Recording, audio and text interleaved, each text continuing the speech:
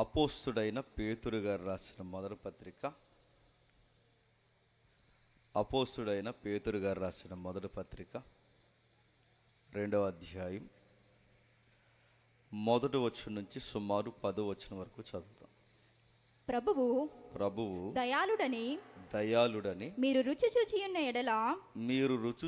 ఉన్న ఎడల సమస్తమైన దుష్టత్వమును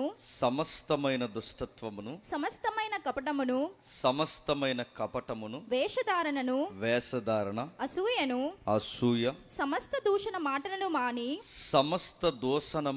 మాని క్రొత్తగా జన్మించిన శిశువులను పోలిన వారై నిర్మలమైన వాక్యమును పాలవలన రక్షణ విషయంలో ఎదుగు నిమిత్తము ఆ పాలను అపేక్షించుడి. మనుషుల చేత విసర్జింపబడినను దేవుని దృష్టికి ఏర్పరచబడినది అమూల్యమును సజీవమైన రాయియగు ప్రభువునొద్దకు వచ్చిన వారై యేసుక్రీస్తు ద్వారా దేవునికి అనుకూలములగు ఆత్మ సంబంధమైన బలులను అర్పించుటకు పరిశుద్ధ యాజకులుగా ఉండునట్లు మీరును సజీవమైన రాళ్ల వలె ఉండి ఆత్మ సంబంధమైన మందిరముగా కట్టబడుచున్నారు.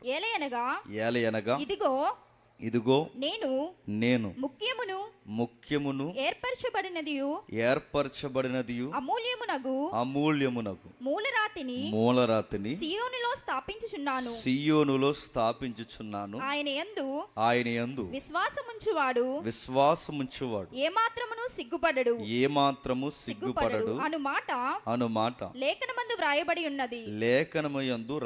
ఉన్నది. విశ్వసించుచున్న మీకు ఆయన అమూల్యమైన వాడు. విశ్వసింపని వారికైతే ఇల్లు కట్టువారు ఏ రాతిని నిషేధించుదురో అదే మూలకు తలరాయి ఆయను. మరియు అది అడ్డుబండయు ఆయను. కట్టువారు వాక్యమునకు అవిధేయులై తొట్రిల్లుచున్నారు. దానికే వారు నియమింపబడిరి. అయితే మీరు చీకటిలో నుండి ఆశ్చర్యకరమైన తన వెలుగులోనికి మిమ్మును పిలిచిన వాని గుణాతిశయములను ప్రచురము చేయు నిమిత్తము ఏర్పరచబడిన వంశమును రాజులైన యాజక సమూహమును పరిశుద్ధ జనమును దేవుని సొత్తైన ప్రజలై ఉన్నారు. ఒకప్పుడు ప్రజగా ఉండక ఇప్పుడు దేవుని ప్రజ అయితిరి. ఒకప్పుడు కనికరింపబడక ఇప్పుడు కనికరింపబడిన వారు అయితిరి. ఆగుదాం. నా మాటలు అందరూ క్లియర్గా వినబడుతున్నాయా? స్పష్టంగా ఉన్నాయా? ఉండకపోయినా ఉన్నట్టే ఉన్నాయా? ఓకే. త్వరగా కొన్ని విలువైన సంగతులు విందాం. ఎవరైనా ఎప్పుడైనా వాక్యాన్ని చెబుతున్నప్పుడు సందర్భాన్ని ఫాలో అవుతున్నారు లేదా మీరు అబ్జర్వ్ చేయాలి. రెండవది, ఇది సరి అయిన బోధ లేదా ఇది సరిగ్గా చెబుతున్న హిత బోధ, ఆరోగ్యకరమైన బోధ అని మీరు ఎప్పుడు అంచనా వేయగలరంటే, ఇప్పుడు సుమారు మనం మొదటి వచనం నుంచి 10వ వచనం వరకు చదువుకున్నాం. ఈ మొదటి వచనం నుంచి 10వ వచనం వరకు ఎందుకు చదువుకున్నాం? పని లేక చదువుకున్నావా? ఎందుకు చదువుకున్నాం? దాన్ని ఒక పేరా అంటారు. ఇంకా దాన్ని మాట్లాడుకుంటే కాంటెక్స్ట్ అంటారు, దాన్ని సందర్భము. దీన్ని ఫాలో అవ్వాలి. ఇది ఫాలో అవుతున్నప్పుడు మీరు జాగ్రత్తగా అబ్జర్వ్ చేస్తే ఈ సందర్భాన్ని దీన్ని అర్థం చేసుకోవడానికి దీనికి సపోర్ట్గా మిగిలిన వాక్య భాగాలు మనం సహకారం తీసుకోవాలి. దీన్ని రైట్ టీచింగ్ అంటారు. ఇలా కాకుండా ఇక్కడ ఒక రెఫరెన్స్ తీసి అది ఎందుకు తీసానో పూర్తిగా వివరించకుండా మరొక రెఫరెన్స్లోనికి నేను దూకి అది ఎందుకు తీసానో పూర్తిగా మీకు తెలియకుండా అక్కడ నుండి మరొక రెఫరెన్స్లోకి దూకితే చెప్పినందుకు నాకు సుఖం లేదు, చెప్పండి, విన్నందుకు మీకు అర్థము పరమార్థం లేదు. నేను అడుగుతున్నాను, క్రైస్తవ వేదికలు అంటే వాక్యాన్ని అర్థం చేసుకోవాలి. ఈ సభలకి సౌందర్యం ఏంటి చెప్పిన? వాక్యం అర్థం అవ్వాలి. వాక్యం అర్థం కాకపోతే మీరు ఎన్ని లక్షల రూపాయలు పెట్టి సభలు చేసినా, మీరెన్ని పాటలు పాడినా, మీరెంత రమ్యమైన భోజనాలు పెట్టినా, నాలాంటి స్పీకర్లు మీరు ఎంతమంది పిలిచినా, నాకన్నా పెద్ద పెద్ద స్పీకర్లు మీరు ఎంతమంది పిలిచినా, ఈ కార్యాలన్నీ ఎందుకు పనికిరానివి అవుతాయి. ఎప్పుడు ఈ సభలకి సౌందర్యం వస్తుందంటే వాక్యము ఫైనల్ అథారిటీ. ఆ వాక్యానికి ప్రథమ స్థానం ఉండాలి.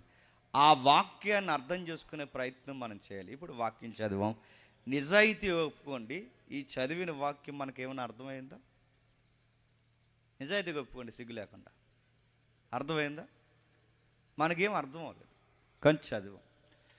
మన క్రైస్తవ సమాజంలో అతిపెద్ద భయంకరమైన జాడ్యం ఏంటంటే అర్థం కాకపోయినా అర్థమైనట్టు యాక్టింగ్ చేస్తాం. అది మన జబ్బది. నేను అడుగుతున్నాను, నిజాయితీగా పొట్ట చించితే ఒక మొక్క అర్థమైంది ఇక్కడ మనకి. తెలుగు అక్షరాలు తెలుసు కనుక చదువుకున్నాం, కానీ ఏమైనా అర్థమైంది మనకి? కొన్ని క్వశ్చన్స్ అక్కడ రేట్ చేస్తున్నాడు, మీరు చూడండి. ఏదో ముఖ్యమైన రాయి ఉందట, ఆ రాయిని నిలబెట్టడానికి ఎవరినో ముందుగా పిలిచాడట. ఆ పిలిచిన వారిని ప్రకటించమన్నాడట. వాళ్ళు ప్రకటించలేకపోయారట, వాళ్ళు పడిపోయారట. వాళ్ళు చేయలేని పని చీకట్లో నుండి ఆశ్చర్యకరమైన వెలుగులోని కొంతమందిని పిలిచాడట. వాళ్ళని ఈ పని చేయమంటున్నాడట. ఆ చేస్తున్న పనిని క్రొత్త నిబంధన పత్రికగా రాశాడట. అది ఈ రాత్రి మనం చదివామంట. ఎందుకంట? మనకు ఒక గురుతర బాధ్యత ఉంది. ఏముంది? ఏం రాస్తున్నాడంటే, ఎప్పుడు మీరు బండ గుర్తుపెట్టుకోండి, ఏ వాక్య భాగమైనా మనకి తెలియాలి అంటే, ముఖ్యంగా పత్రికలు ఏంటో మనకు తెలియాలి అంటే, ప్రతి పత్రిక యొక్క బ్యాక్గ్రౌండ్ అపోస్తల కార్యంలో ఉంటుంది. ఎక్కడ ఉంటుంది? అపోస్తలు అంటే ఈ పత్రిక ఎందుకు, ఇది ఎందుకు రాయబడింది, ఇలాంటివి మనకు తెలియాలంటే దీని యొక్క భావాలు లేదా దీని యొక్క అసలు అర్థాలు, దీని యొక్క మూలాలు అపోస్తల కార్యంలో ఉంటాయి. అపోస్తల కార్యంలో ఏం జరిగిందో తెలిస్తేనే పత్రికలు ఎందుకు రాయబడ్డాయో తెలుస్తుంది. ఇప్పుడు నేను టూకగా చెప్తున్నాను. అపోస్తల కార్యంలో ఏం జరిగిందంటే, ప్రభు అయిన యేసుక్రీస్తు వారు అపోస్తల కార్యంలో తనను తాను కనుపరుచుకునే ముందు సుమారు 4 సువార్త పుస్తకాల్లో తనను తాను కనుపరుచుకున్నాడు. ఆయన జననం, ఆయన జీవనం, ఆయన మరణం, ఆయన పునరుద్ధానం. ఎలుతూ ఆయనతో మాట్లాడుతూ శిష్యులు 40 రోజులు ఆయనతో మాట్లాడారు. ఈ 40 రోజులు ఆయనతో మాట్లాడినప్పుడు ఆయన వెళుతూ ఏమన్నాడంటే, మీరేం టెన్షన్ అవ్వకండి, కలవరపడకండి, మీకు ఒక గురుతర బాధ్యత చెప్తున్నాను అన్నాడు. ఏంటి ఆ బాధ్యత అంటే, మీరు సర్వలోకానికి వెళ్ళి సర్వ సృష్టికి సువార్త చెప్పండి. అంటే శిష్యులు ఈక్వల్ టు క్రిస్టియన్స్. గుర్తుపెట్టుకోండి, ఈ క్రైస్తవులకి దేవుడు మనకు అప్పగించిన బాధ్యత ఏంటంటే సువార్త చెప్పాలి. ఈ సువార్త ఎక్కడ చెప్పాలి? సర్వలోకానికి చెప్పాలి. మీ ఇలాకాలో మీరుంటే మీ ఇలాకా అంతా చెప్పాలి. మీ పరిసర ప్రాంతాలు మీరు ఉద్యోగాలు చేస్తే మీ ఉద్యోగాల్లో చెప్పాలి. మీరు ఎక్కడ జీవనం చేస్తుంటే అక్కడ సువార్త చెప్పాలి. మీ మేరకు మించి మీరు సువార్త చెబుతూ ఉండాలి. ఇది మన బాధ్యత. ఇది ఎవరు చెప్పారంటే, ప్రభు అయిన యేసుక్రీస్తు వారు శిష్యులకు చెప్పారు. ఈ శిష్యులకి సువార్త చెప్పమన్నప్పుడు ఆయన కేవలం చెప్పండి, వెళ్ళి మీకు నచ్చిన కూడా అని అనకుండా, ప్రభు అయిన యేసుక్రీస్తు వారు ఏం చేశారంటే, నేను చెప్పే వరకు మీరు చెప్పొద్దు అన్నాడు. అంటే మీరు చెప్పే వరకు మేము ఎందుకు చెప్పొద్దు ప్రభు అంటే, కనిపెట్టండి అన్నాడు. దేనికోసం కనిపెట్టండి ప్రభు అని అడిగితే, పరిశుద్ధాత్ముడు మీ మీదకి వచ్చేంత వరకు కనిపెట్టండి. ఏంటి పరిశుద్ధాత్ముడు అంటే? వాగ్దానం అన్నాడు. ఏంటది? వాగ్దానం. బైబిల్ ప్రకారం రైట్ వాగ్దానం ఏంటి చెప్పిన? పరిశుద్ధాత్మను పొందుకోవడం. ఇప్పుడు బాగానండి, బైబిల్ ప్రకారం వాగ్దానం అనగానే విల్లు, వాకిలి, పిల్లలు, గొడ్డు, గోద, సమాధులు, దొడ్డు, ఇది కాదు వాగ్దానం. గుర్తుపెట్టుకోండి. వాగ్దానం అంటే ఏంటంటే, గుర్తుపెట్టుకోండి, మీకు ఉద్యోగం వస్తుంది, మీకు పెళ్ళి అవుతుంది, మీకు చక్కటి బంతులాంటి పిల్లలు పడుతుంది, ఈ వాగ్దానాలు కాదు. ఇది మీ ట్రాన్స్ అంతే. వాగ్దానం అంటే బైబిల్ సెన్స్లో, బిబ్లికల్ వేలేంటి తెలుసా? పరిశుద్ధాత్మని పొందుకోవడం. ఆ వాగ్దానం మీ మీదకి వచ్చేంతవరకు కనిపెట్టండి. ఎక్కడ కనిపెట్టాలి? యెరూషలేములో కనిపెట్టండి. ఆ యెరూషలేములో ఎప్పుడైతే కనిపెడుతున్నారో సుమారు కొన్ని రోజులు పదులు రోజులు కనిపెడుతుంటే వాళ్ళు కనిపెడుతుండగా సరిగ్గా అదే టైంలో ఒక జాతీయ పండుగ వచ్చింది. మర్చిపోకండి, పేతురు పత్రిక వెనకాల ఏం జరిగిందో చూస్తున్నాం. ఓకే, ఎప్పుడైతే ఈ జాతీయ పండుగ వచ్చిందో ఆ జాతీయ పండుగ ఎందుకు వచ్చిందంటే, పాత నిబంధనలో పండుగలు ఉంటాయి తెలుసుగా, సుమారు 7 పండుగలు. గుడారాల పండుగ, పస్కా పండుగ, పెంతెకొస్తు పండుగ, ఇంకా మనం మాట్లాడుకుంటే బోర్ల పండుగ, ఇవన్నీ ఉంటాయిగా. ఈ పండుగలు సుమారు 7 పండుగలు. ఈ 7 పండుగల్లో ఒక పండుగ పెంతెకొస్తు పండుగ. 2 వారాల క్రితం జరిగింది మొన్న. అయితే ఈ పెంతెకొస్తు పండుగ ఏదైతే ఉందో ఇది పాత నిబంధన గ్రంథం నుంచి పెంతెకొస్తు పండుగ జరుగుతుంది వాళ్ళకి, యూదులకి, ఇశ్రాయేలుకి. ఈ పెంతెకొస్తు దినాన్న సరిగ్గా 20 లక్షల మంది యెరూషలేముకి వచ్చారు. ఎంతమంది? 20 లక్షల మంది యెరూషలేముకి ఎందుకు వచ్చారంటే పండగ ఆచరించడానికి వచ్చారు. ఎక్కడెక్కడ నుంచి వచ్చారంటే ఎక్కడెక్కడి నుంచో ఇతరితర దేశాల నుంచి వచ్చారు. ఇతరితర దేశాల నుంచి వచ్చింది ఎవరై అంటే ఇశ్రాయేలీలే. ఇతరితర దేశాల నుంచి వచ్చింది ఎవరంటే యూదులే. యూదులు ఇతర దేశాల నుంచి రావడం ఏంటి? ఇజ్రాయెల్ దేశం నుంచి రావాలిగా. ఇతర దేశాల నుంచి ఎందుకు వచ్చారంటే వీళ్ళ మాట వినకపోయేసరికి దేవుడు 4 మొట్టికాయలు వేసి తరిమేశాడు. గుర్తుపెట్టుకోండి, దేవుడు దీవుల్ని ఇస్తాడు, దేవుడు సమృద్ధిని ఇస్తాడు, దేవుడు ఆస్తుల్ని ఇస్తాడు, దేవుడు పిల్లల్ని ఇస్తాడు, దేవుడు ఆరోగ్యం ఇస్తాడు. ఆ దేవుణ్ణే మర్చిపోయి మన సుఖాలు మరిగితే మొట్టికాయలు వేసి తరిమేస్తాడు. మళ్ళీ గుర్తుపెట్టుకోండి, నేను సీరియస్గానే చెప్తున్నాను. ఈ ఇడేవాడు ఎలా చెప్తున్నాను అనుకుంటే మీరు ఏమనుకున్నా పర్లేదు, నేను ప్రాక్టికల్గా ఉన్న విషయాలు మాట్లాడుతున్నాను. మీరు మళ్ళీ జాగ్రత్తగా వినండి. దేవుడు ఎప్పుడు దేవుడు చేసిన మేలు మర్చిపోయిన ఏ ప్రజానికాన్నైనా సుఖాలకు మరిగినా భోగాలకు మరిగినా దేవుణ్ణి మరిసిపోయి వాక్యాన్ని వదిలేసి, ప్రార్థన వదిలేసి, సహవాసం వదిలేసి, ఇలాంటి సభల్లో కనీసం వాక్యం వినబడుతుంది నీకు అటెన్షన్ కూడా లేకుండా నీ బిహేవియర్ అని ఎదుట రాంగ్గా నువ్వు ఉంటే దొలగొట్టే చెదరగొట్టేస్తాడేమనుకో. ఇశ్రాయేలు కూడా ఎలాంటి వాళ్ళంటే కడుపు నిండితే ఒకలా ఉండేవారు, కడుపు నిండకపోతే ఒకలా ఉండేవారు. అందితే జుట్టు, అందకపోతే కాళ్ళు, కలిసి వస్తే ఒకలాగా, కలిసి రాకపోతే ఒకలాగా. ఇలా చూశాడు. ఏం చేశాడు? వాళ్ళకి బుద్ధి చెప్పాడు. ఎలా బుద్ధి చెప్పాడు? దేవుడు బుద్ధి ఎలా చెప్తాడు? ఆకాశం నుంచి ఒక చెయ్యొచ్చి ఏంట్రా పనులు అంటాడా? ఇప్పుడు నువ్వు నేను తప్పు చేస్తే ఆకాశం నుంచి ఒక చెయ్యొచ్చి ఏంటమ్మా పనులు అని అంటాదా? చెయ్యొచ్చి అలా అనడు. ఎలా బుద్ధి చెప్తాడంటే మీరు గుర్తుపెట్టుకోండి, పక్కనున్న బలవంతుని లేపుతాడు. ఎవడో ఒక వ్యతిరేకత నీకు లెగిస్తుంది. ఆ వ్యతిరేకత ఏం లెగిస్తుంది? ఇశ్రాయేలుకి బుద్ధి చెప్పడానికి దేవుడు లేపిన వ్యతిరేకత ఏంటంటే అస్సూరియన్స్, మెడోఫెర్షియన్స్, వాళ్ళకి ముందు బాబిలోనియన్స్, ఆ తర్వాత గ్రీకులు, రోమన్స్, ఇలాంటి సామ్రాజ్యాన్ని లేపి దొలగొట్టి చెదరగొట్టేశాడు. అంటే వీళ్ళకి ఇజ్రాయెల్ దేశం ఇచ్చి, వాగ్దాన భూభాగం ఇచ్చి, వీళ్ళ కడుపు నిండా అన్నం పెట్టి, వీళ్ళకి సుఖాలు ఇచ్చి, ఇల్లులు ఇచ్చి, వాకిళ్ళు ఇచ్చి, పిల్లల్నిచ్చి, పంట ఇచ్చి, అన్నీ ఇస్తే ఇచ్చినోడిని మర్చిపోతే ఏం చేస్తాడండి?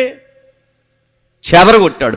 ఈ చెదిరిపోయిన వాళ్ళు ఎవరంటే ప్రపంచ దేశాలకు చెదిరిపోయారు. ఈ ప్రపంచ దేశాలకు చెదిరిపోయిన వాళ్ళకి మళ్ళీ వీళ్ళకి బుద్ధి జ్ఞానం వచ్చి ఎక్కడికి పోయిన వీళ్ళకి ఒక అలవాటు ఉంటుంది, పాత నిబంధన ధర్మశాస్త్రం చదువుకుంటారు. ఈ ధర్మశాస్త్రం చదువుకున్న వీళ్ళు ఏం చేస్తారంటే పండగ టయానికి ఖచ్చితంగా యెరూషలేముకి వస్తారు. ఈ పండగ టయానికి ఎప్పుడైతే యెరూషలేముకి వస్తున్నారో సరిగ్గా ఆ పండగల్లో 7 పండుగల్లో ఒక పండగ ఈ పెంతెకొస్తు పండుగ. ఈ పెంతెకొస్తు పండుగ జరుగుతున్న టైంలో సరిగ్గా ఈ పెంతెకొస్తు పండుగ జరుగుతుండగా 20 లక్షల మంది వచ్చారు. వీళ్ళు అక్కడి నుంచి ఇక్కడ తిరిగి వచ్చే సమయానికి ఎప్పుడు చదిరిపోరు? ఎప్పుడు దానియేలు కాలము, ఎప్పుడు నెబుకద్నెజరు కాలము, ఎప్పుడు అస్సూరియన్స్ కాలము, ఎప్పుడు ఎస్తేరమ్మ మాదీయ పారసికుల కాలము. అప్పుడు చెదిరిపోయిన ఇశ్రాయేలు మళ్ళీ తిరిగి ఈ పెంతెకొస్తు పండుగ వచ్చే సమయానికి వాళ్ళ భాష మారిపోయింది. ఇప్పుడు మనం ఉన్నామండి, మీరే ఫారెన్ వెళ్ళిపోయారు అనుకోండి, అక్కడ ఉన్న ఎవరినో మీరు పెళ్లి చేసుకున్నారనుకోండి, ఆమె ఫారినర్ అనుకోండి, ఆమెకి మీకు ఒక యాంగ్లో ఇండియన్ పుడతారు, లేదా యాంగ్లో అమెరికన్ పుడతారు, ఎవడో పుడతారు కదండి. ఆ పుట్టినోడికి కోనసీమ భాష వస్తుంది వాడికి. నేను అడుగుతున్నాడు, వాడు లాంగ్వేజ్ అక్కడ ఉంటుంది, మిక్స్డ్గా ఉంటాడు వాడు. ఎందుకంటే మిక్స్ అయ్యాం కనుక ఆ ఎలా అవుతుందో ఈ మిక్స్డ్ లాంగ్వేజ్ ఎలా వస్తాడు, రాను ఏమవుతాడు, తెలుగు మర్చిపోతాడు, ఒరిజినాలిటీ నైటివిటీ మర్చిపోతాడు, ఇంకా ఏముందంటే మన కల్చర్ మర్చిపోతాడు. ఇవన్నీ ఎప్పుడైతే మర్చిపోతామో గుర్తుపెట్టుకోండి, కొత్త జనరేషన్ వస్తుంది, ఒరిజినల్ భాష మర్చిపోతారు, వాళ్ళు పెరిగిన వాతావరణ సంస్కృతి వాళ్ళకి అలవాటు అయిపోద్ది. అలాగే ఇశ్రాయేల్లో కూడా ఒరిజినల్ వాళ్ళ మదర్ టంగ్ ఏంటి, వాళ్ళ మాతృభాష ఏంటి? ఎబ్రీ. ఆ మాతృభాష మర్చిపోయారు. ఆ మాతృభాష ఎప్పుడైతే మర్చిపోయారో ఎక్కడెక్కడో చెదిరిపోయిన వాళ్ళు ఆయా భాషలకు అలవాటు పడిపోతే ఆ భాషలకు అలవాటు పడిపోయిన తిరిగి వచ్చి యెరూషలేంకి వచ్చారు. సరిగ్గా ఈ టయానికి ఈ 20 లక్షల మంది ఈ కింద కూడుకొని ఉండగా 120 మంది మేడ మీద ఉన్నారు. ఈ 120 మంది ఎవరు? యేసుప్రభుని వెంబడిస్తున్న వాళ్ళు. ఈ 20 లక్షల మంది ఎవరు? ధర్మశాస్త్రాన్ని వెంబడిస్తున్న వాళ్ళు. వీళ్ళ ధర్మశాస్త్రాన్ని వెంబడించే వాళ్ళు పాత నిబంధన, వీళ్ళేమో యేసుప్రభుని వెంబడించే వాళ్ళు. ఈ 120 మంది పైన ఉంటే సరిగ్గా యేసుప్రభు చెప్పిన వాగ్దానం వాళ్ళ మీదకి దిగింది. ఏంటా వాగ్దానం అంటే పరిశుద్ధాత్ముడు. ఎవరు? పరిశుద్ధాత్మ. ఎప్పుడైతే పరిశుద్ధాత్ముడు వాళ్ళ మీదకి దిగాడో ఆ వాగ్దానం దిగిన తర్వాత ప్రభు అన్నాడు, మీరు శక్తి నొందుతారు అన్నాడు. అంటే సువార్త చెప్పాలంటే ఏముండాలి చెప్పండి? శక్తి ఉండాలి. నడుతున్నాను. పరిశుద్ధాత్మడు శక్తి ఉంటేనే ఉన్నది ఉన్నట్టు సువార్త చెబుతారు. నేను మళ్ళీ చెప్తాను వినండి. పరిశుద్ధాత్మడు శక్తి అంటే ఏంటి? టచ్ అంటవా? నడుతున్నాను. పరిశుద్ధాత్మడు శక్తి అంటే ఏంటి? అని ఊదడమా? తలకాయలు ధైర్యం. ఈ మధ్య కొన్ని క్రైస్తవ సభల్లో పరిశుద్ధాత్ముడి శక్తి అంటే ఏంటి? కచ్చిపులా? పరిశుద్ధాత్ముడి శక్తి అంటే ఏంటి అడుగుతున్నాను. ఇలాంటి క్లాతులు అమ్మడమా? ఇలాంటిది కొనుక్కుందో ముసలిది. జ్వరం వచ్చిన హాస్పిటల్కి వెళ్తావు, దగ్గు వచ్చిన హాస్పిటల్కి వెళ్తావు, జబ్బు వచ్చిన హాస్పిటల్కి వెళ్తావు, ఏ వచ్చిన హాస్పిటల్కి వెళ్తా ఆ కచ్చిపే ముఖం మీద వేసుకుంటుందంట. వాళ్ళ అబ్బాయి రాయే నీకు బీపీ షుగర్ పెరిగిపోయింది హాస్పిటల్ తీసుకెళ్తాను రా అంటే రాను అందంట. రా అన్నాడు. రానంది. ఎందుకు రా అంటే కచ్చీపు ఉందగా అందంట. ఆ కచ్చీపు మీద తెచ్చుకుంటే 5 సంవత్సరాలు అయింది. అది కంపు. ఉతికే అంటే ఉతుకుతలేదు. ఎందుకు చెప్తున్నా? ఉతికితే పవర్ పోద్దంట. ఎంత అమాయకంగా ఉన్నారేంటి నేను అడుగుతున్నాను. కచ్చీపుల్లో పరిశుద్ధాత్మ ఉంటాడా అడుగుతున్నాను. దీన్ని తెంగర బేచాలని మళ్ళీ చెప్తున్నాను. పరిశుద్ధాత్ముడు కచ్చీపుల్లో ఉంటాడా? మీ కోనసీమ కోకోనట్ ఆయిల్లో ఉంటాడా? ఇంత అమాయకంగా నడుతున్నాను. మీరు ఇంత అమాయకంగా ఉంటే నాలాటోడు మీతో వ్యాపారాలు చేస్తున్నాడు. పిల్లలు లేక బాధపడుతున్నారా? రండి, ఇదిగో ప్రార్థన చేసిన యాపిల్ అమ్ముతున్నాను. ఈ యాపిల్ మీరు మన చర్చిలో ఒక మొక్క తిని మిగిలిన మొక్క మీ జీవిత భాగస్వామికి ఇంటికి పట్టుకెళ్తే ఈ మొక్క ఇక్కడ నువ్వు తిని ఆ మొక్క ఇంటికి పట్టుకెళ్ళి ఆయనకి పెడితే ఇద్దరు చెరుకో మొక్క తింటే పిల్లలు పడతారు అని అడుగుతాను. ఈవిడ ఇక్కడ యాపిల్ సగం మొక్క తిని ఇంటికి పట్టుకెళ్ళేసరికి ఎంత నల్లగా అయిపోద్దండి నేను అడుగుతున్నాను. ఎంత బ్యాక్టీరియా పడుతుందండి నేను అడుగుతున్నాను. యాపిల్ మెక్కుతుంటే పిల్లలు పుడతారంటారంటే మిమ్మల్ని ఏమనాలి? ఎంత అమాయకంగా ఉన్నారేంటి? అరటిపళ్ళు తింటే పిల్లలు పుడతాను ఎవరో చెబితే మీరు నమ్ముతున్నారంటే ఎంత అమాయకంగా. అరటిపళ్ళు తింటే పిల్లలు పుడతారా? ఫ్రీ మోషన్ అవుద్ది, పిల్లలు పుట్టరు. నేను సీరియస్గా చెప్తున్నాను. మీరు ఎంత అమాయకంగా ఉండకండి. ఇలాంటి గుడ్డ నమ్మకాలు ఎందుకు నమ్ముతున్నారో తెలుసా? వాక్యం తెలియక. పరిశుద్ధాత్ముడు అంటే ఏంటో తెలియక. పరిశుద్ధాత్ముడు అంటే టాచ్ కాదు. పరిశుద్ధాత్ముడు అంటే నోదడం కాదు. పరిశుద్ధాత్ముడు అంటే కచ్చిపులు కాదు. పరిశుద్ధాత్ముడు అంటే శక్తి. ఏమి శక్తి అంటే ఆ పరిశుద్ధాత్ముడు ఎవరి మీద అయితే ఉంటాడో వాళ్ళకి ధైర్యం ఎక్కువ ఉంటుంది. ఆ ధైర్యం కలిగిన వారు దమ్మున్న సువార్త చెబుతారు. అందుకే ఆయన ఏమంటాడు తెలుసా? మీరు పరిశుద్ధాత్ముని శక్తిని పొందుకుంటే యోదయ సమరయ భూదిగంతాల వరకు నాకు సాక్షులు అంటే యోదయ సమరయ యెరూషలేము భూదిగంతాల వరకు శిష్యులు 120 మంది సాక్ష్యం చెప్పాలంటే సువార్త చెప్పాలంటే ధైర్యం ఉండాలి. సువార్తలు అందరూ చెప్పలేరంటే అందరూ చెప్పలేరు. సువార్త చెప్పాలంటే మళ్ళీ చెప్తున్నాను ధైర్యం ఉండాలి. అదేంటండి సువార్త చెప్పడానికి ధైర్యం ఎందుకు? చాలా మంది చెప్తున్నారంటే ఏం సువార్త చెప్తున్నారు? సువార్తలు చెప్తున్నారా? టైం పాస్ చేస్తున్నారని అడుగుతున్నాను. సూతులు చెప్తున్నారు. ఇంకా చెప్పినా వాక్యాలు మానేసి సామెతలు చెప్తున్నారు. ఇంకా నేను చెప్తున్నా టైం పాస్ ఎగ్జాంపుల్ చెప్తున్నారు. ఇంకా నేను చెప్తున్నా ఆరాధన 2 గంటలు చేస్తున్నారు. ఇంకా నేను చెప్తున్నా డొల్లు సాక్ష్యాలు చెప్తున్నారు. ఇంకా నేను చెప్తున్నా బయటికి లేనిపోయిన అద్భుతాల పేరు మీద సాక్ష్యాల పేరు మీద సభ టైం అంతా వేసేది 2-3 గంటలు వర్షిప్ అంటున్నారు తప్ప వాక్యాన్ని ఉన్నట్టు చెప్తున్నారు. ఎప్పుడు గుర్తుపెట్టుకోండి, ఉన్నట్టు వాక్యాన్ని చెప్తే లోకానికి మనకి పడదు. కానీ లోకం మనల్ని కూడా ఇష్టపడుతున్నట్టు నువ్వు తేడా సువార్త చెబుతున్నావు. నేను మళ్ళీ చెప్తున్నానండి, ప్రభుత్వాలకి మనకి పడదు, అధికారికి మనకి పడదు, యేసు ప్రభు నమ్ముకున్న వారికి లోకానికి పడదు. ఉన్నది ఉన్నట్టు సువార్త చెప్పాలంటే నేను మళ్ళీ చెప్తున్నాను, ఎవరు చెప్తారా ఉన్నది ఉన్నట్టు సువార్త అంటే పరిశుద్ధాత్మని కలిగిన వారు చెప్తారు. అందుకే మీరు చూడండి, ఈ మధ్యకాలంలో కొన్ని ప్రభుత్వాలు మారితే ప్రసంగాలు మార్చేసిన ప్రసంగికులు ఉన్నారు తెలుసా? సిగ్గులేని ప్రసంగికులు, నేను మళ్ళీ చెప్తున్నాను. ప్రభుత్వాలు మారితే ప్రసంగాలు మార్చేస్తారు, ప్రభుత్వాలు మారితే వాగ్దాటి ప్రభుత్వాలు మారితే ఏంటి నడపన, ఆ ప్రభుత్వం ఉంటే ఏంటి, ఈ ప్రభుత్వం ఉంటే ఏంటి, ఈ ఎమ్మెల్యే ఉంటే ఏంటి, ఆ ఎమ్మెల్యే ఉంటే. నా యేసుని నమ్మిన తర్వాత పేతురుని కానీ యాకోబుని కానీ ఇంకా యోహాన్ని కానీ వాళ్ళు నిలబెట్టి యేసు ప్రభు నామాన్ని ప్రకటిస్తే, ఆయన నమ్ముకుంటే నీ పేక మీద కత్తెడతామంటే వాళ్ళు ఏమన్నా తెలుసా? మేము కన్న వాటిని విన్న వాటిని చెప్పకుండా ఉండలేమన్నారు. ఇప్పుడు అదే పరిస్థితులు మనకు వస్తాయని అడుగుతున్నాను. యేసు ప్రభు నమ్ముకుంటేనంట ఆధార్ కార్డులు తీసేస్తారట, ఇంకా రాలేదండి ఆధార్ కార్డు తీసేస్తారట. యేసు ప్రభు నమ్ముకుంటే క్యాస్ట్లో రిజర్వేషన్ తీసేస్తారట.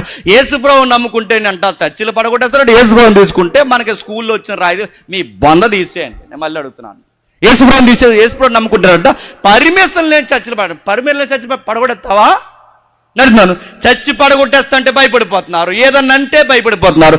యేసు ప్రభు పేరెత్తుకున్నందుకు మీకు రాయితీలు పోతాయి, క్యాస్ట్ రిజర్వేషన్ పోతుంటే భయపడిపోతున్నారు. ఇంకా దరిద్రం చెప్తున్నా, ఎంఆర్ఓ గారు ఇంటికి వస్తున్నారంటే యేసు ప్రభు ఫోటోలు తీసాడు. మీకు అసలు స్థిరం ఉందా?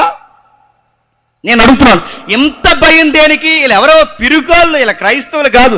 నిజమైన క్రైస్తవులు ఏం చేస్తారు? నువ్వు రాయితీలు కాదు, ఏం తీసేస్తావు తీసే, మా పేక తీసే, మా చర్చి పడగొట్టే, ఏదన్నా చెయ్యి, కానీ మా యేసు ప్రభువుని నమ్మకుండా ఉండలేమని ధైర్యంగా ఎవరు చెప్తారు తెలుసా?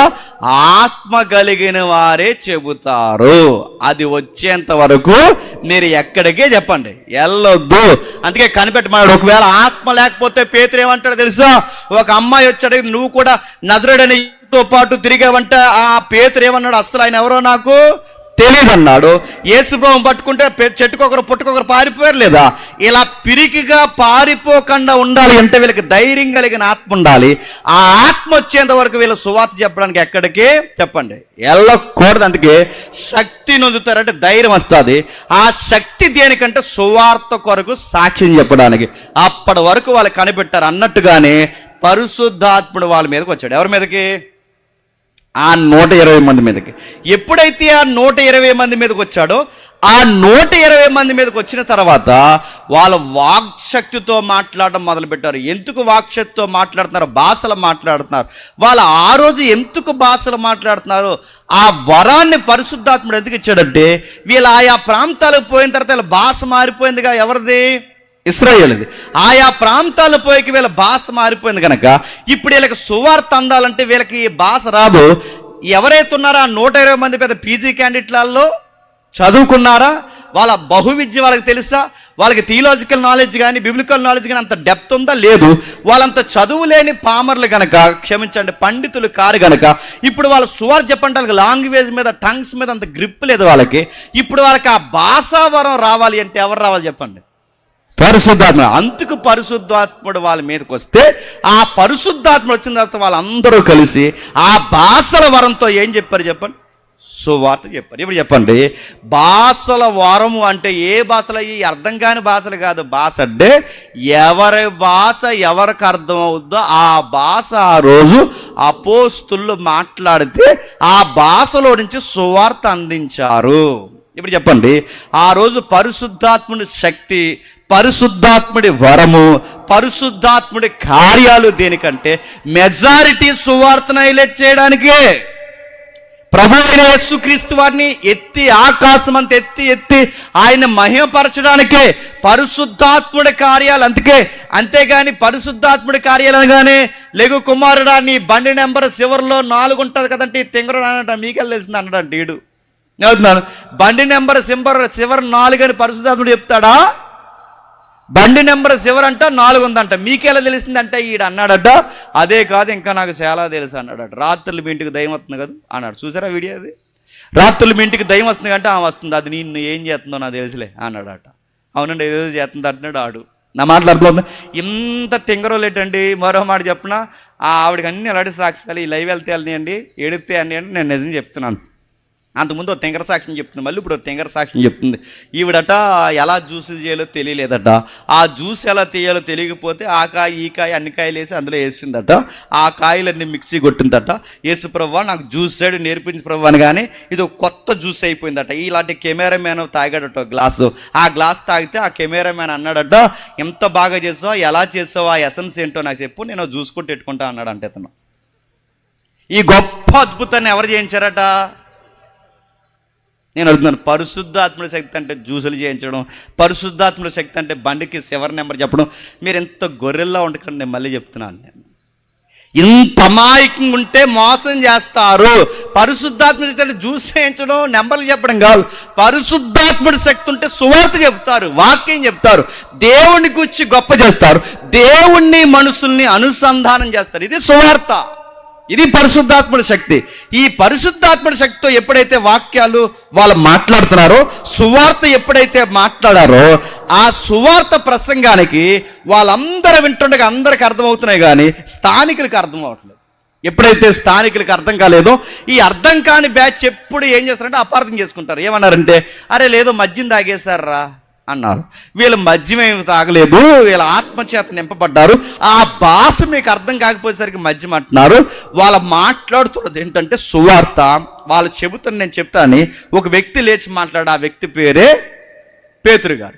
ఆ పేతురు గారు ఎప్పుడైతే లేచి మాట్లాడు, ఆయన మాట్లాడిన సువార్త ఇదిగో, మీరు ద్వేషించి సిలువ వేసిన యేసునే దేవుడు రక్షకుడిగా నియమించాడు. మీరు సిలువ వేసిన క్రీస్తుని దేవుడు 3వ దినాన్ని తిరిగి లేపాడు. యేసుప్రభు 3వ దినాన్ని తిరిగి లేచాడంటే మేము అందరం సాక్షులము. మేమే కాదు సాక్షులము. ఈయన తిరిగి లేస్తాడంటే దావీదు పూర్వమే చెప్పాడు, ప్రవక్తల పూర్వమే చెప్పారు, ఏవేలు ప్రవక్త కూడా పూర్వమే చెప్పాడు. వీళ్ళందరూ చెప్పిన ప్రవచనాలు నెరవేర్పే యేసు ప్రభు 3వ దినాన్ని తిరిగి లేచాడు. మీరు సిలువ వేసిన యేసు కేవలం మనుష్యుడు కాదు, ఆయన సాక్షాత్తు దేవుడు. ఆయన తిరిగి లేచాడు. ఈ సువార్త నమ్ముటకు అందరికీ ఆధారమై ఉంది.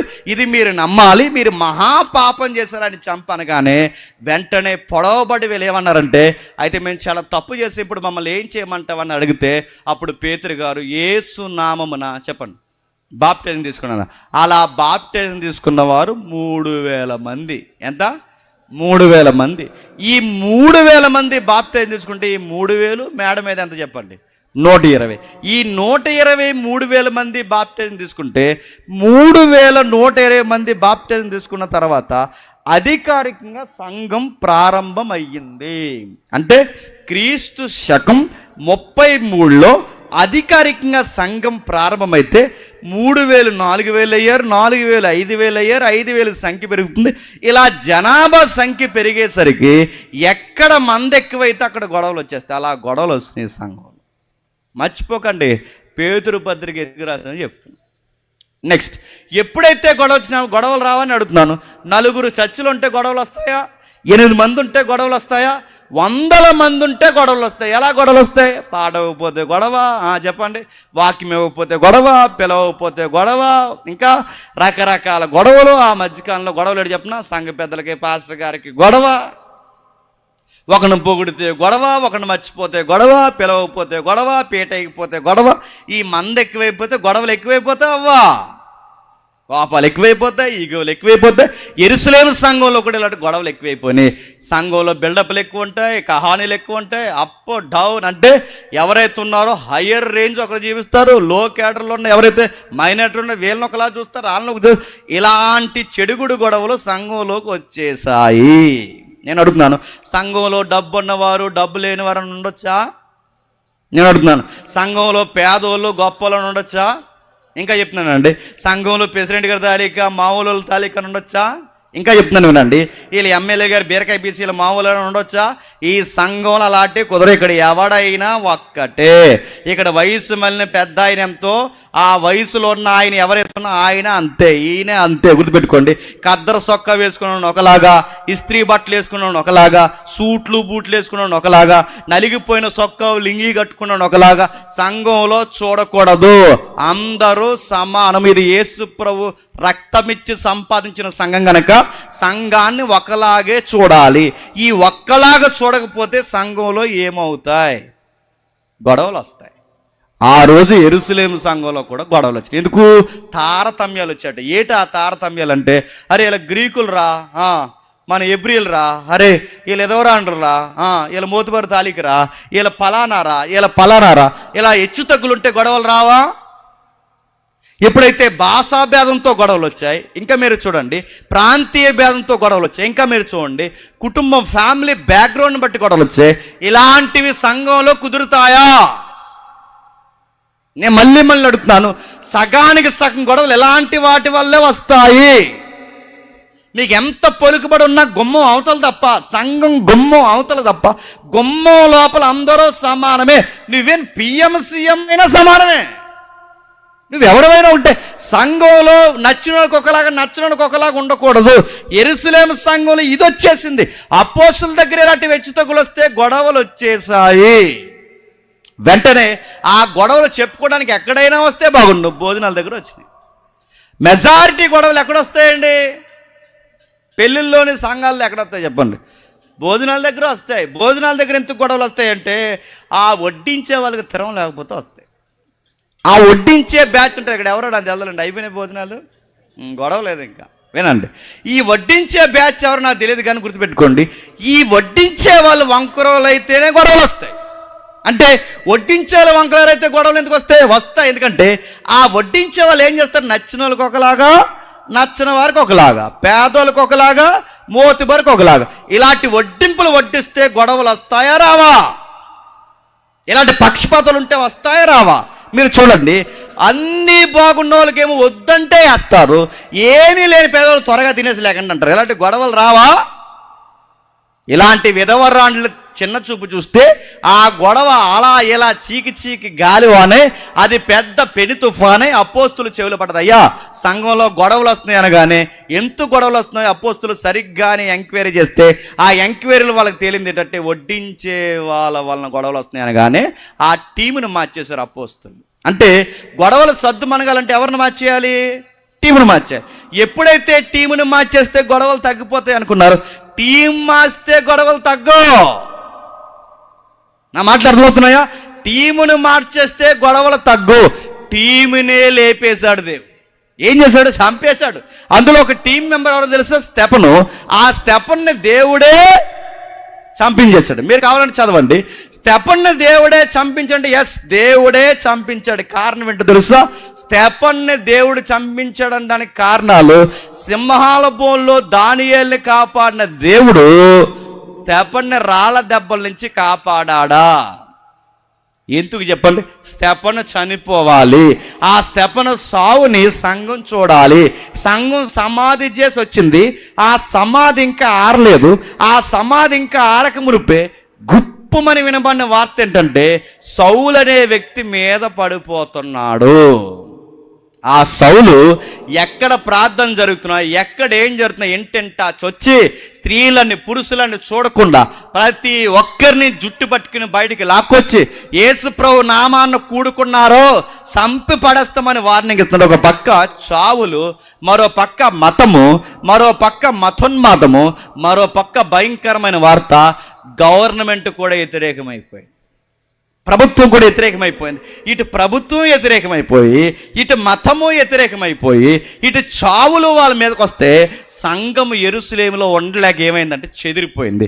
ఈ చెదిరిపోయిన సంఘం సమరయ, గలలయ, ఇలా యోర్దానే కావల, గ్రీకు, అంత్యోకియా ప్రాంతాల వరకు చెదిరిపోతే, ఆ చెదిరిపోయిన సంఘాన్ని మీరేం భయపడకండి, మరలా దేవుడు ప్రభు అయిన యేసుక్రీస్తు మరి మన గొప్ప బహుమానం ఇవ్వబోతున్నాడు. నాగిటి మీద చెయ్యేసిన మనం చావును బట్టో, నాగిటి మీద చెయ్యేసిన మనం శ్రమను బట్టో, నాగిటి మీద చెయ్యేసిన మనం ఎవరో ప్రభుత్వాలు బెదిరిస్తున్నాడు యేసు ప్రభుని ఎరగనని మనం అనకూడదు.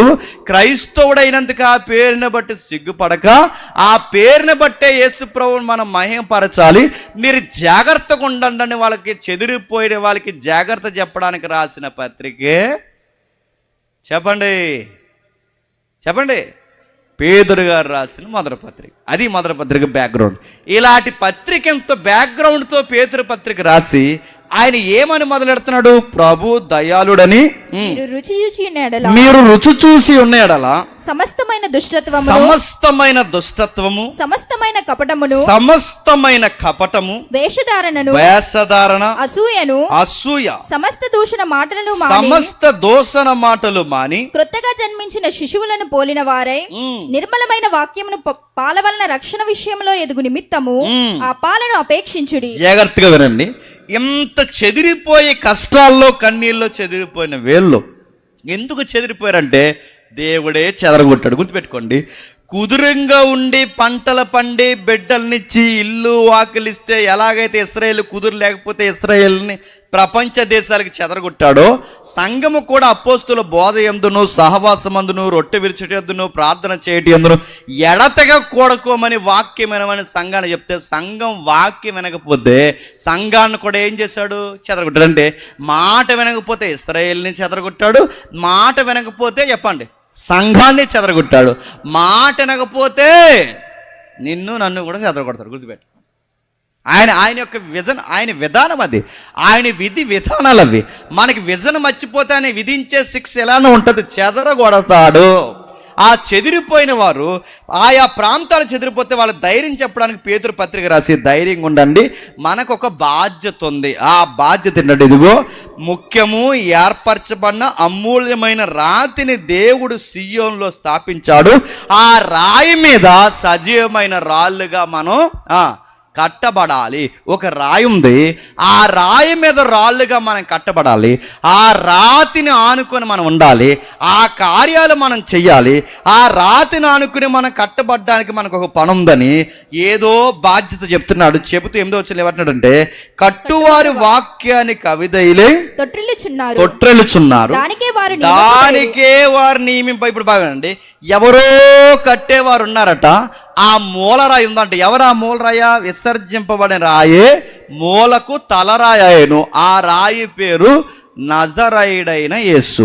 ఆ రాయి నానుకుని మిగిలిన రాళ్ళు అంటే మిగిలిన మనుషులు కట్టబడాలి. ఆ రాయి మీద కట్టాల్సిన కట్టే వాళ్ళే పడిపోయారట. అడుగుతున్నాను, ఎవరు కట్టే వాళ్ళు పడిపోయారు? ఆ పడిపోయిన సంగతులు చెదిరిపోయిన వీళ్ళకెందుకు రాస్తున్నాడు? వాళ్ళ చెదిరిపోయిన గొడవలన్నీ చెదిరిపోయిన వీళ్ళకెందుకు చెప్తున్నాడు? ఈ కథనమంతా ఏంటో మనకు తెలియాలి అంటే చరిత్రలోకి వెళ్ళాలి. వెళ్దామా? చెప్దాం. వెళ్దాం అన్న వాళ్ళు చేయొద్దండి. మీరు వద్దనే వెళ్తాం, ఇదే అర్థమన్నాం అంతే. వెళ్దాం ఒకసారి. నిర్గమాకాండం 19వ అధ్యాయం, నిర్గమాకాండము 19వ అధ్యాయం 4, 5, 6 వచనాలు చదువుదాం. నిర్గమాకాండం 19వ అధ్యాయం 4, 5, 6 వచనాలు. నేను ఐగుప్తీయులకు ఏమి చేసితినో, నేను ఐగుప్తీయులకి ఏమి చేసితినో మిమ్మును గద్దరెక్కల మీద మోసి నా యొద్దకు మిమ్మును ఎట్లు చేర్చుకొంటినో మీరు చూచితిరి. కాగా మీరు నా మాట శ్రద్ధగా విని నా నిబంధనను అనుసరించి నడిచిన ఎడల మీరు సమస్త దేశ జనులలో నాకు స్వకీయ సంపాద్యమగుదురు. సమస్త భూమియు నాదే కదా, సమస్త భూమి నాదే కదా. మీరు నాకు యాజక రూపకమైన రాజ్యముగాను పరిశుద్ధమైన జనముగాను ఉందురని చెప్పుము. ఒకసారి ఆగుదాం. చదివింది ఏమన్నా అర్థమైందా? ఏం అర్థం లేదని అర్థమైంది. ఏం అర్థం? సందర్భం చెప్తానండి. ఇందాక పేతురు పత్రిక అర్థం చేసుకుని దాని వెనక చరిత్ర ఎలా ఉందో, నిర్గమాకాండం 19వ అధ్యాయం వెనకాల కూడా చరిత్ర ఉంది. అంటే ఈ చరిత్రకి పేతురు పత్రికకి ఈరోజు కూర్చున్న సభలో ఉన్న సంఘంలో ఉన్న మన అందరికీ సంబంధం ఉంది. ఏమని రాస్తున్నాడు అంటే, నేను ఐగుప్తీయులకి ఏమి చేస్తానో మీరు చూశారు. అంటే దేవుడు ఐగుప్తీయులకి ఏం చేశారో ఇశ్రాయేలులు చూశారంట. అంటే 19వ అధ్యాయం అనగానే మీకు గుర్తుండాల్సిందే తెలుసా? 19వ అధ్యాయం అనగానే సీనాయి పర్వతం దగ్గరికి ఇశ్రాయేలు అందరూ వచ్చారు. సీనాయి పర్వతం దగ్గరికి ఇశ్రాయేలు అందరూ ఎందుకు వచ్చారు కాదు, దేవుడు తీసుకుని వచ్చాడు. ఎక్కడి నుంచి వచ్చారు? 430 సంవత్సరాలు ఐగుప్తిలో బానిసలుగా ఉన్నారు. ఎవరు? ఇశ్రాయేలు. ఆ 430 సంవత్సరాలు ఐగుప్తిలో బానిసలుగా ఉంటే, బానిసలుగున్న వారిని ప్రభు అయిన యేసుక్రీస్తు వారి యొక్క అదృశ్య నడిపింపులో, దూతగా నడిపింపులో, మోసే నాయకత్వంలో వాళ్ళని ఐగుప్తు నుంచి విడిపించి సరిగ్గా సీనాయి పర్వతంకి వచ్చే దగ్గరకు అక్కడ ఆపేశాడు. ఆపేసి ఏమంటే మోసేని పైకి రమ్మన్నాడు. ఆ మోసే పైకి వెళ్ళాక మోసేతో దేవుడు మాట్లాడుతూ, నువ్వు కొన్ని విషయాలు చెప్పాలా ఇశ్రాయేలుకి. ఏం చెప్పాలి? వాళ్ళ బ్యాక్ హిస్టరీ ఏంటో మరలా ఒకసారి జ్ఞాపకం చేయి. ఏం జ్ఞాపకం చేయాలి అని చెబుతూ చెప్తున్నాను. నేను ఐగుప్తీయులకి ఏమి చేశానో మీరు చూశారు. ఇప్పుడు అడుగుతున్నాను, ఐగుప్తీయులకి ఏం చేశారు ఇశ్రాయేలు చూసారా? చూశారు. అడుగుతున్నాను, ఎలా చూశారు? బాగా వినండి.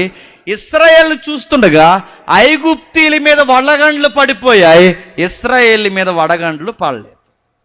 ఇంకా మీరు చూడండి, ఐగుప్తీయులు చూస్తుండగా నైలు నదంతా రక్తం అయిపోయింది, కానీ ఇశ్రాయేలులో నీటి చుక్క కూడా రక్తంగా మారలేదు. ఇశ్రాయేలు చూస్తుండగా ఐగుప్తీయులు అందరి మీదకి మిడతలో కప్పలో వచ్చాయి, కానీ ఇశ్రాయేలు మీదకి ఏగ కూడా వాడలేదు. అంటే ఇవన్నీ వాళ్ళ కళ్ళారా చూస్తున్నారు. ఎవరు? ఇశ్రాయేలు చూస్తున్నారు కాదు, దేవుడే చూపిస్తున్నాడు. బాగా వినండి. ఇప్పుడు మనమే ఉన్నాం, మనం అందరం ఇశ్రాయేలు, వాళ్ళ ఐగుప్తీయులు. అక్కడ ఐగుప్తీయులు ఉండగా అక్కడ ఏం జరుగుతుందంటే ఐగుప్తీయుల మీద వడగండ్లు పడుతున్నాయి, ఐగుప్తీయుల మీద చీకటి వస్తుంది, ఐగుప్తీయుల మీదకి ఇంకా పురుగులు వస్తున్నాయి, ఐగుప్తీయుల నీళ్ళన్నీ రక్తంగా మారుతున్నాయి, ఐగుప్తీయులకి అన్ని వింతలు జరుగుతున్నాయి, కానీ ఇశ్రాయేలుకి ఏమీ జరగలేదు. ఈ రెండు పక్క పక్కనే ఉన్నాయి. కానీ వాళ్ళకి అంత ఇబ్బంది కలుగుతున్న వీళ్ళకి ఎందుకు కలగట్లేదంటే వీళ్ళు ఏదో పుణ్యాత్ములని కాదు. గుర్తుపెట్టుకోండి, ఇశ్రాయేలు చేసిన వంకర పనులు ఇంకెవరు చేయలేదు. గుర్తుపెట్టుకోండి, నేను సీరియస్గా చెప్తున్నాను. ఎందుకంటే ఇశ్రాయేల్ చూసిన అద్భుతాలు ఎవరో చూడలేదు, ఇశ్రాయేల్ బాధ పెట్టినంత దేవుడిని ఎవరో బాధ పెట్టలేదు, ఇశ్రాయేల్ ఎక్కిరించినంతగా దేవుడిని ఎవరు ఎక్కిరించలేదు, ఇశ్రాయేల్ తిన్నని దెబ్బల ప్రపంచంలో ఎవరు తినలేదు. ఇశ్రాయేల్ అంత ఆయాస్కరం అయిపోయారు. ఇశ్రాయేల్ ఏం చేస్తారంటే ఈయన అద్భుతాలు చూస్తారు, వీళ్ళు పుణ్యాత్ములనా? కాదు. ఎందుకు వీళ్ళ మీద ఏగ కూడా వాడట్లేదంటే అబ్రహాము, ఇస్సాకు, యాకోబులకి మాట ఇచ్చాడు. ఏమని? నీ ద్వారా ఈ ప్రపంచాన్ని ఆశీర్వదిస్తాను, నీ ద్వారా ఈ ప్రపంచాన్ని ఆశ్రయిస్తాను అన్నాడు. కనుక నీ సంతానం ద్వారా ఈ ప్రపంచాన్ని ఆశ్రయిస్తాను. ఆయన సంతానం ద్వారా ఆశ్రయిస్తానంటే అబ్రహాము సంతానం ఇస్సాకు అయితే, ఇస్సాకు సంతానం యాకోబు అయితే, యాకోబు సంతతి ఇశ్రాయేలీలు అయితే, ఈ ఇశ్రాయేలు ద్వారా ప్రపంచాన్ని ఆశ్రయిస్తానంటే ఐగుప్తీయులకి పడాల్సిన దెబ్బలు వీళ్ళకే పడాలి. వీళ్ళకి దెబ్బలు పడకుండా దేవుడు ఎందుకు వదిలేశాడంటే కారణం ఒక్కటే, మాట ఇచ్చాడు. ఈ మాట ఇచ్చిన ఆయన గుర్తుపెట్టుకుని ఇశ్రాయేలు మంచోలని కాదు, నీతిమంతులని కాదు, వీళ్ళు ముందుగా పిలవబడినందుకు వీళ్ళు పెద్ద ఘనాపాటీలని కాదు, వీళ్ళు ఎందుకు ఏర్పరచుకుని వీళ్ళు పెద్దోళ్ళ దగ్గర నుంచి ఒక కథనం ఉంది ఆయనకి. ఆ కథనమును నడిపిస్తున్నాడు. ఏమి నడిపిస్తున్నాడు? ఏమంటున్నాడు చూడండి. మీరు కాగా మీరు నా మాట శ్రద్ధగా వినాలి. ఇప్పుడు చెప్పండి, వాళ్ళకి సూర్యుడు దేవుడు అన్నాడు, సూర్యుడు నలిపైపోయాడు. వాళ్ళకి నది దేవుడు అన్నారు, నది ఎరిపైపోయాడు. వాళ్ళకి భూమి దేవుడు అన్నాడు, భూమి నుంచి పురుగులు వచ్చి తిరగబడిపోయాయి. వాళ్ళు ఏవేవి దేవుళ్ళు అన్నారో అవన్నీ వాళ్ళ మీద తిరగబడ్డాయి. అంటే వాళ్ళ దేవుళ్ళే వాళ్ళకి సపోర్ట్ చేయలేదు. మోసే మాట వాళ్ళ దేవుళ్ళు ఉన్నప్పుడు ఐగుప్తిలో డైనమాలో పడిపోయారు. వాళ్ళకి ఏం చేయాలో అర్థం కావట్లేదు. వాళ్ళ పరిస్థితి అగమ్య గోచరం అయిపోయింది. అలాంటి పరిస్థితుల్లో మీకు అద్భుతాలు మీ కళ్ళ ఎదుట నేను చేశాను. ఎందుకు చేశాను? వాళ్ళకి ఏదో జరిగితే మీరు చూసి నవ్వుతారనా? వాళ్ళకి ఏదో జరిగితే మీరు చూసి ఆనందిస్తారనా? వాళ్ళకన్నా పుణ్యాత్ములు మీరనా? ఎదుటోడి కష్టం వస్తే మీరు పుణ్యాత్ములను ఫీల్ అవుతారని చేశానా? కాదు. కాగా అంటే ఏదో చెప్తున్నాడు చూడండి. మీరు నా మాట శ్రద్ధగా విని నా నిబంధన అనుసరించి నడిచిన ఎడల నడవాలి. ఇప్పుడు చెప్పండి, ఎందుకు ఇన్ని అద్భుతాలు చేశానంటే కాగా అన్నాడు. కాగా అంటే ఎందుకు మీకు మీ మీదకి ఏగలు రానివ్వలేదు, దోమలు రానివ్వలేదు, ఎందుకు వడగండ్లు మీ మీద పడనివ్వలేదు, ఎందుకు రక్తంగా మీ నీళ్లు నేను మారనివ్వలేదు అంటే కాగా అంటే పనుంది. అంటే ఎందుకు ఇవన్నీ చేస్తున్నామంటే కాగా అంటే మాట వినాలి. ఇప్పుడు చెప్పండి, ఇశ్రాయేలు మీద తెగులు కూడా రాకుండా దేవుడు ఎందుకు కాపాడాడంటే మాట వినాలి అంటే ఏం చేయాలి? నిబంధన చదవాలి, మాట వినాలి. 2 పాయింట్లు ఉన్నాయి. నిబంధన చదవాలి, మాట వినాలి. అంటే వీళ్ళకి ఐగుప్తులకు జరుగుతున్న వింతలు వీళ్ళకి జరగకుండా దేవుడు ఎందుకు కాపాడాడంటే మాట వినాలి. అంటే వాక్యం వినాలి, వాక్యం చదవాలి, నిబంధన చదవాలి, వాక్యం చదవాలి, వాక్యం వినాలి. మోసే చెప్పిన వాక్యం వినాలి. చెప్పండి, వాక్యం చదవాలంటే ఆ రోజు వాళ్ళైనా నువ్వైనా నేనైనా మన పన్నెండు చెప్తున్నా, వాక్యం వినాలి, వాక్యం చదవాలి.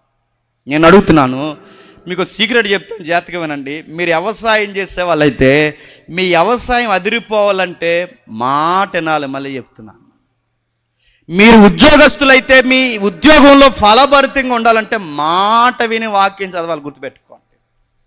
నేను మళ్ళీ చెప్తున్నాను, వినండి. మీ పిల్లలు మీకు ఒలివ మొక్కల్లా కలిసి రావాలంటే వాక్యం చెప్తున్నప్పుడు శ్రద్ధగా విను. నువ్వు తిక్కలు వేసాలు వేసావంటే దేవుడు ఏమంటే చెప్తున్నా, మీరు నా నిబంధన సరిగ్గా పాటిస్తే మీ గుడారానికి ఏ తెగులు చేరదు. మీరు నా వాక్యం వింటే మీ బిడ్డలు మీకు కలిసి వస్తారు, మీ పంటలు మీకు కలిసి వస్తాయి. నా వాక్యం విని నా నిబంధన పాటిస్తే గుడారానికి ఏ తెగులు చేరదు.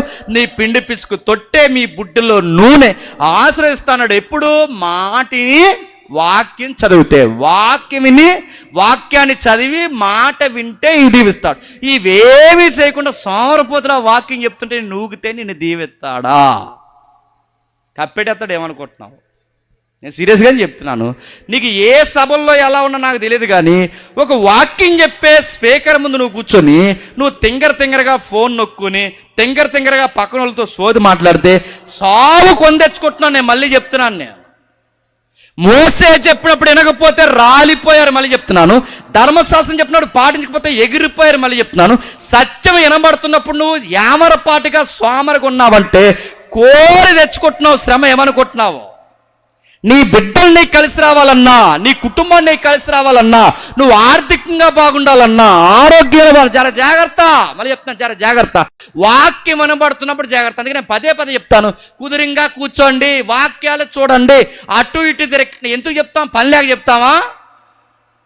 దేవుడి మాట చెప్తుంటే లెక్క లేకుండా తిరుగుతున్నట్టు నువ్వు ఎవరిని అగౌరవపరిచినట్టో తెలుసా?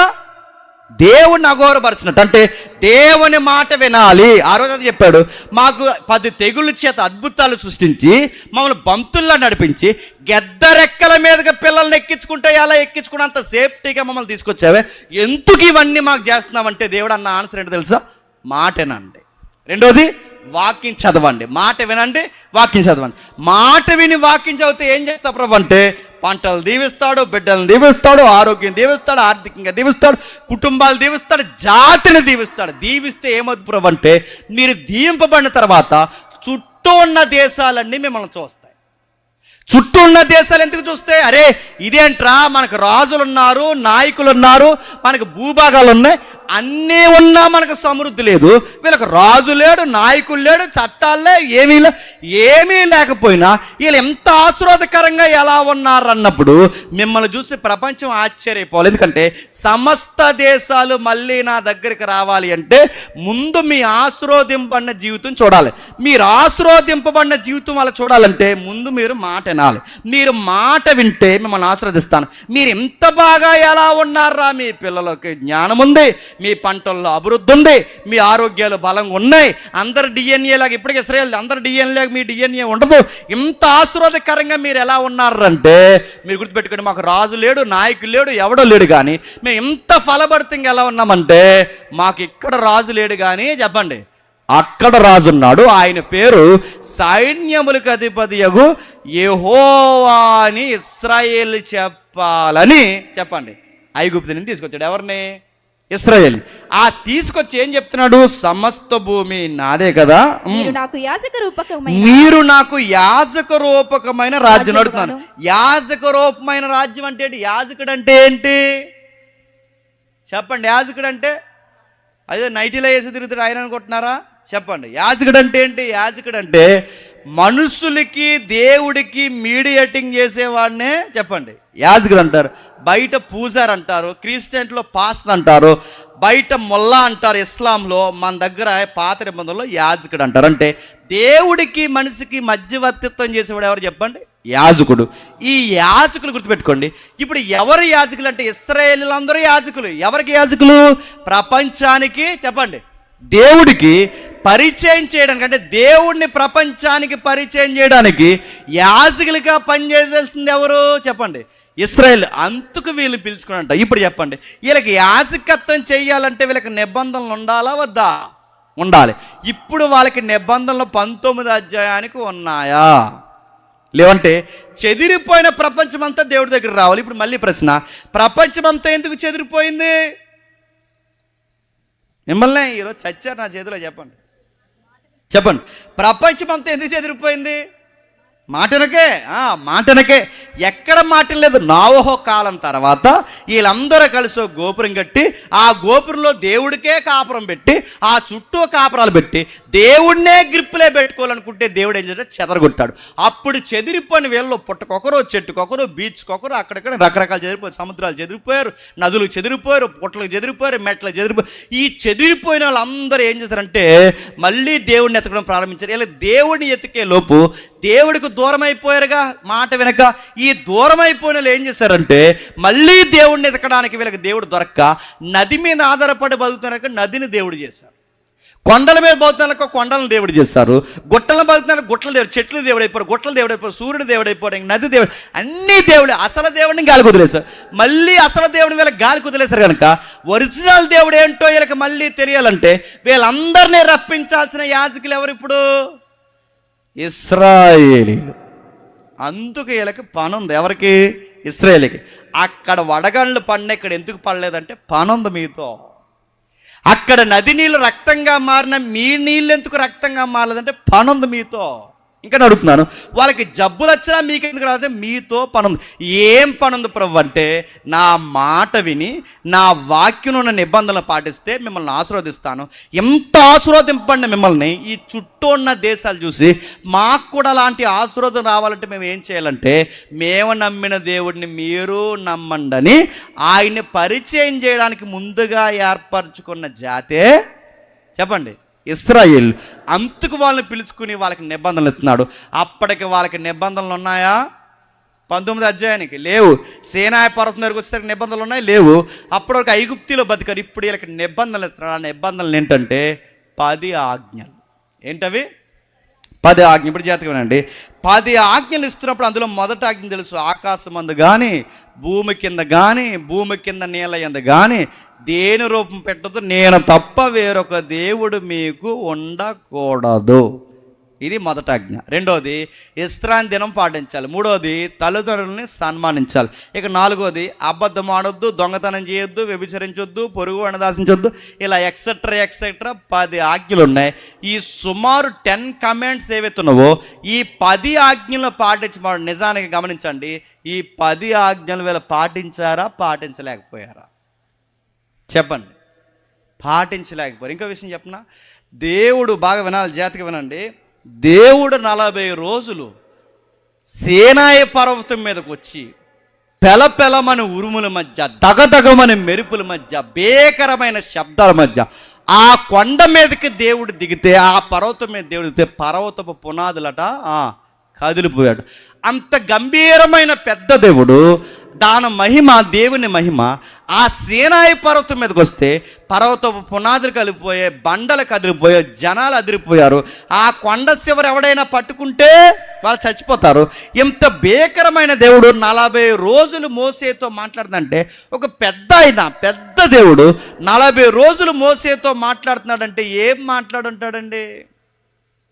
పెద్ద విషయాలే మాట్లాడాలి కదండి. ఇప్పుడు నేను అడుగుతున్నాను, పెద్ద ఆయన వచ్చాడంటే పెద్ద విషయాలు మాట్లాడకుండా చిన్న విషయాలు మాట్లాడుతున్నాడు, దాని అర్థం ఏంటి? మీకు ఉదాహరణ చెప్తాను వినండి. ఇప్పుడు ఎవరో పెద్ద ఆయన వచ్చాడు, ఇది కూడా చెప్పించుకుంటున్నావరా అంటే దాని అర్థం ఏంటి? బాగున్నట్ట బాగాలేనట్ట? బాలేదు. ఇది కూడా చెప్పాలంటే బాలేదు. ఇది కూడా అంటే అంతే. కొంతమంది అడుగుతారు చూస్తారా, ఇంత వాక్యం విని ఇన్ని సంవత్సరాలు చర్చకు వచ్చి, ఎంత చర్చలో ఉండి, ఇన్ని పాటలు పాడి, ఇంత వ్యవహారం చేసి, ఇంత సంఘంలో పాల్గొని వీళ్ళు అడిగే దిక్కుమాలిన ప్రశ్నలో ఒక ప్రశ్న అడిగి చెప్పిన, సినిమాలు చూడొచ్చా అని అడిగారు. చూడు సమాధి పోతావు. ఈ ప్రశ్న అడుగుతున్నాను, సినిమా చూడొచ్చు అని అడుగుతాను. నీ ప్రశ్నే చెప్తున్నావు, ఎంత సన్నాసిగల్లా తయారయ్యావో. నేను సీరియస్ చెప్తున్నాను. సినిమాలు ఇది ప్రశ్న, ఇది కూడా చెప్పాలా? ఇది కూడా చెప్ప. సీరియల్ చూడొచ్చా, సినిమాలు చూడొచ్చా, అక్కడికి వెళ్ళొచ్చా, ఇక్కడ కూర్చోవచ్చు, ఇవి కూడా ప్రశ్నలా? మీ ప్రశ్నలే మీ భక్తి ఏ స్టాండింగ్లో ఉందో చెప్తున్నాయా లేదా? ఇంకా నేను చెప్తున్నానండి, ఒక పెద్ద ఆయన వచ్చి ఇలాంటివి కూడా చెప్పాల్సి వస్తుందంటే ప్రజలు బాగున్నట్టా బాగాలేనట్టా? మీకు ఉదాహరణ చెప్తానండి. ఇప్పుడు నేను రాజమండ్రి నుంచి వచ్చాను, ఏ గొడవ లేదు. అమెరికా నుంచి వస్తే బిల్డప్ మామూలుగా ఉంటుందా? నేను చెప్తున్నాను, అమెరికా నుంచి వస్తే ఫ్లైట్కి కారు పంపిస్తారు, వెనకాల ఒక కారు, ముందు ఒక కారు, మధ్యలో ఒక కారు నాది, ఇక్కడ దిగుతాను, ఇక్కడ నా డోర్ నేను తీసుకోను, ఎందుకంటే నా సేఫ్ అని కదా మరి బిల్డప్. నా డోర్ నేను నా డోర్ తీస్తారు. సిగ్గులేనులు కొంతమంది ఉంటారు, డోర్ తీస్తారు. నా వాటర్ బాటిల్ నేను మోయను, సిగ్గులేనులు ఉంటారు, నా వాటర్ బాటిల్ మోస్తారు. నా వాటర్ బాటిల్ నేను మోయడమే కాదు, నా షూ నేను తీసుకోను, తీస్తారు. నేను కూర్చోను, తుడుస్తారు. ఇంత బిల్డప్ ఎవ్వరు. మళ్ళీ 1000 రూపాయల బ్యాచ్ ఉంటారు బాడీ గార్డులు. నడుతున్నాను, నువ్వు ఎమ్మెల్యేవా నీకు బాడీ గార్డులు? సిరి చెప్తున్నాను, కొంతమంది పాస్లో తెంగరేసాలు వేస్తున్నారు, మీకు బాడీ గార్డులు దేనికి? నడుతున్నాను, సావో రేవో తేల్చుకోవడానికి వచ్చిన మనం నీకు బాడీ గార్డులు దేనికి? ఈ బాడీ గార్డులకి 1000 రూపాయలు బ్యాచ్ మళ్ళీ 500 పెంచాలట. ఈ 500 బ్యాచ్ అన్నారంటే 1000 రూపాయల బ్యాచ్కి అన్నారట. తప్పకుండా మీకు ఎవడడ్డురా? మీకు మీరే అడ్డు. మీకు ఎవడడ్డు ఉన్నాడు? ఇంత బిల్డప్ ఇచ్చి లోపలికి వచ్చి నా వాటర్ బాటిల్ నేనే మోయకుండా పక్కోడు, నా బైబిల్ కూడా నేను మోయను చెప్పండి, మోస్తాను. ఎంత ఎంజాయ్ చేసిన తర్వాత అడావుడు వచ్చి అమెరికా నుంచి వచ్చాడంటే మీరు ఏమనుకుంటారు? ఎంతో పెద్ద విషయాలు చెప్పేస్తారు అనుకుంటారు, కానీ మీరు ఎంతో పెద్ద విషయాలు చెప్పేస్తాను. నేను తీరా అమెరికా నుంచి వచ్చి చెప్పాక ఇలా నిలబడి ఒక మాట చెప్తాను, అబద్ధాలు ఆడకండి అన్నాను అనుకోండి. మీరు ఏమనుకుంటారండి? దేవుడి మీద దీవించను కాక వెళ్ళిపోయిన అనుకోండి, ఏమంటారు? ఈ మాత్రం దానికి మళ్ళీ ఫ్లైటు, కారు, మళ్ళీ డోర్ తీసుకోవడం ఒకడు, వాటర్ బాటిల్ మోసడం ఒకడు చెప్పండి, బైబిల్ మోసడం, మళ్ళీ 1000 రూపాయల బ్యాచ్, బాడీ గార్డులు ఒకరు, ఇలా అందరూ నడుతున్నారు. ఇంత బిల్డప్ ఇచ్చి ఈయన గారు చెప్పిన మెసేజ్ ఏంటి? అబద్ధం ఆడొద్దంటే ఈ మాత్రం మాకు తెలియదని మీరు అనుకుంటారా అనుకోరా? మీకు ఈ విషయం అర్థమైతే పెద్ద ఆయన వచ్చి ఇది కూడా చెబుతున్నాడంటే మీకు ఏం అర్థం అవ్వాలి? ప్రాబ్లం అక్కడ లేదు చెప్పండి, ప్రాబ్లం మీలో ఉంది. దేవుడు అంత పెద్ద ఆయన వచ్చి అబద్ధాలు ఆడొద్దు అని కూడా చెప్తుంటే బాగున్నారు ప్రజలు. ఎందుకు చెప్పినా 430 సంవత్సరాలు అక్కడ ఉండి వాళ్ళు మగ్గిపోయి వచ్చారు. ఐగుప్తీలు అబద్ధాలు ఆడిన తప్పు కాదు, దొంగతనాలు చేసిన తప్పు కాదు, వ్యభిచారాలు చేసిన తప్పు కాదు, వాడిని ఈడు దోచుకున్న తప్పు కాదు, వీడిని ఆడు దోచుకున్న తప్పు కాదు, ఏది తప్పు కాదు. ఎంత నీచమైన జీవితం జీవించి వచ్చిన వాళ్ళకి ఏది వాళ్ళకి తప్పు అనిపించడం లేదు. అక్కడ వరకు ఎందుకండి, ఈ లోకంలో బ్రతుకుతున్న మనకు కూడా కొన్ని తప్పు అనిపిస్తున్నాయా? నేను చెప్తాను, ఏమనుకోకండి, కొంచెం పచ్చిగా పర్లేదు వినంటే. వ్యభిచారం చేయొద్దని బైబిల్ ఉందా లేదా? ఉంది. కానీ ఇవిడు చేస్తుంది. చేస్తే అడిగారట, ఏమ్మా తప్పు కదా అలా చేస్తామంటే, ఈ పక్కన అన్న పోన్లేరా భర్త చనిపోయాడు, మరి ఇంకేం చేస్తుంది, ఏదో ఒక తోడు అన్నది. ఏడు పోన్లే? నేను సీరియస్గా అడుగుతున్నాను. నువ్వు బతకాలనుకుంటే ఏం చేయమయ్యా? బతకడానికి ఇలా తప్పట్లేదంటే బతకాలనుకుంటే అడుక్కు తిను, బతకాలనుకుంటే సిగ్నల్ దగ్గర నిలబడు, బతకాలనుకుంటే పాసి పని చేయి, బతకాలనుకుంటే ఒళ్ళు అమ్మకో, బతకాలనుకుంటే ఏదో కష్టపడి చేయి. ఒళ్ళు అమ్మి బతకడం నాకు తప్పట్లేదని అనొచ్చా? అంటే ఈ లోకం ఏమంటుంది చెప్పనా? భర్త లేని స్త్రీలు వేరొకరితో తప్పులు చేసినా తప్పు కాదంటుంది లోకం. లోకనీతి అలా ఏడుస్తుంది, గుర్తుపెట్టుకోండి. ఇంకా నేను చెప్పనా, సందర్భాన్ని బట్టి అబద్ధాలు ఆడినా చెప్పండి తప్పు కాదంటది లోకం. ఐగుప్తి కన్నా దారుణం, గుర్తుపెట్టుకోండి, తప్పు కాదంటది. అందుకే నేను చాలా దిక్కుని చెప్పి మీకు చెప్తున్నాను. ఎందుకు దొంగతనం చేసేవారు అంటే పెదరాయుడు దగ్గర ఈ దొంగ అన్నాడట. ఏమనంటే ఆకలి వేసింది అయ్యగారు అన్నాడట. అప్పుడు ఈ పెదరాయుడు అన్నాడు, తప్పు నీది కదరా చెప్పు, ఆకలి రాని కానీ మళ్ళీ అన్నట, ఆకలితో కూడా కాదురా ఆకలి పెట్టినా చెప్పండి. మొత్తం కలిపి ఎవరి మీద గెంటేశారండి? ఎందుకు ఆకలేస్తుందిరా నీకంటే, ఎందుకు దొంగతనం చేసినా ఆకలేస్తుంది అయ్యగారు అనగానే తప్పు నీది కదరా ఆకలిని మొత్తం మిగింటాను. అంటే ఆకలేస్తే అబద్ధాలు ఆడొచ్చు, ఆకలేస్తే దొంగతనాలు చేయొచ్చు, ఆకలేస్తే ఎవడదైనా చెప్పండి లాగేసుకోవచ్చు. ఇది ఇది ఇది నీత? దేవుడు ఏమని చెప్పినా, నీతి కొరకు ఆకలి దప్పులతో ఉండమని చెప్పాడే తప్ప ఆకలి కోసం నీతి తప్పవా డెప్ప ఉప్మా అయిపోద్దని చెప్పాడు. గుర్తెట్టుకో. అవసరమైతే ఆకలితో చచ్చిపో, అవసరమైతే ఆకలితో ఉండిపో, అవసరమైతే నీతికి చనిపో, అంతేగాని నేను ఆకలి కోసం ఇది చేసింటే ఆయన దగ్గర చెల్లుద్దా? నీతి కొరకు ఆకలి దప్పులుతుండు తప్ప ఆకలి కోసం నీతి తప్పొద్దు. ఇలాంటి సీరియస్ కమెంట్స్ ఎన్ని ఇచ్చాడు తెలుసా? 10 కమెంట్స్ ఇచ్చాడు. వాటిని 10 ఆజ్ఞలు. ఈ 10 ఆజ్ఞలను వీళ్ళని పాటించమంటే వీళ్ళకి అర్థమైంది ఏంటంటే పాటించలేమని అర్థం. నేను ముగిస్తున్నాను, జాగ్రత్తగా వినండి. దేవుడికి భవిష్యత్తు తెలుసా తెలియదా? తెలుసు. వీళ్ళు పాటిస్తారో లేదో ఈయన ఆజ్ఞలు ఇవ్వకముందే ఈయనకి తెలియాలా వద్దా? తెలుసు. ఇప్పుడు ఈయనకి తెలుసు కూడా వీళ్ళు పాటించలేరని కూడా తెలిసే ఇచ్చాడా? తెలిసే ఇచ్చాడు అడుగుతున్నాను. మరి పాటించలేనప్పుడు ఎందుకు ఇచ్చినట్టు? పాటించలేరని తెలిసినప్పుడు ఎందుకు ఇచ్చినట్లు అంటే వాళ్ళు పాటించలేరని ఇచ్చాడు. ఎందుకు పాటించలేరని ఇచ్చాడంటే వాళ్ళు ఎందుకు పాటించలేకపోతారంటే కారణం ఏంటంటే వీళ్ళిద్దరూ, లేదా క్షమించండి, ఈ జాతి పాటించలేకపోవడానికి కారణం ఇద్దరికి పుట్టాం మనం. ఎవరికి చెప్పండి? ఆదామవలకు పుట్టాం. ఎవరికి? ఆదామవలకు. అంటే ఈ ఆదామవలకు పుట్టిన మనకి ఆ బుద్ధులు వచ్చాయి, అందుకే మనం పాటించలేం. ఇప్పుడు బాగా వినండి, పాపాన్ని ఎందుకు జడ్జాగా చేస్తామంటే, పాపాన్ని ఎందుకు చేయాలనిపిస్తుందంటే వాళ్ళ బుద్ధులు వచ్చాయి మనకి. ఎవరికి చెప్పండి? ఆదామవలు. వాళ్ళు ఎందుకు వస్తాయంటే వాళ్ళ మన అమ్మ నాన్న కాబట్టి. గుర్తుపెట్టుకోండి, మీరు కోనసీమలైనా మేము రాజమండ్రులమైనా మన అందరూ ఫాదర్ మదర్ ఒకరే. ఎవరు చెప్పండి? ఆదాము అవ్వ. ఈ ఆదామవ్వలు ఎవరైతే ఉన్నారో ఆదామవ్వలకు పుట్టాం మనం.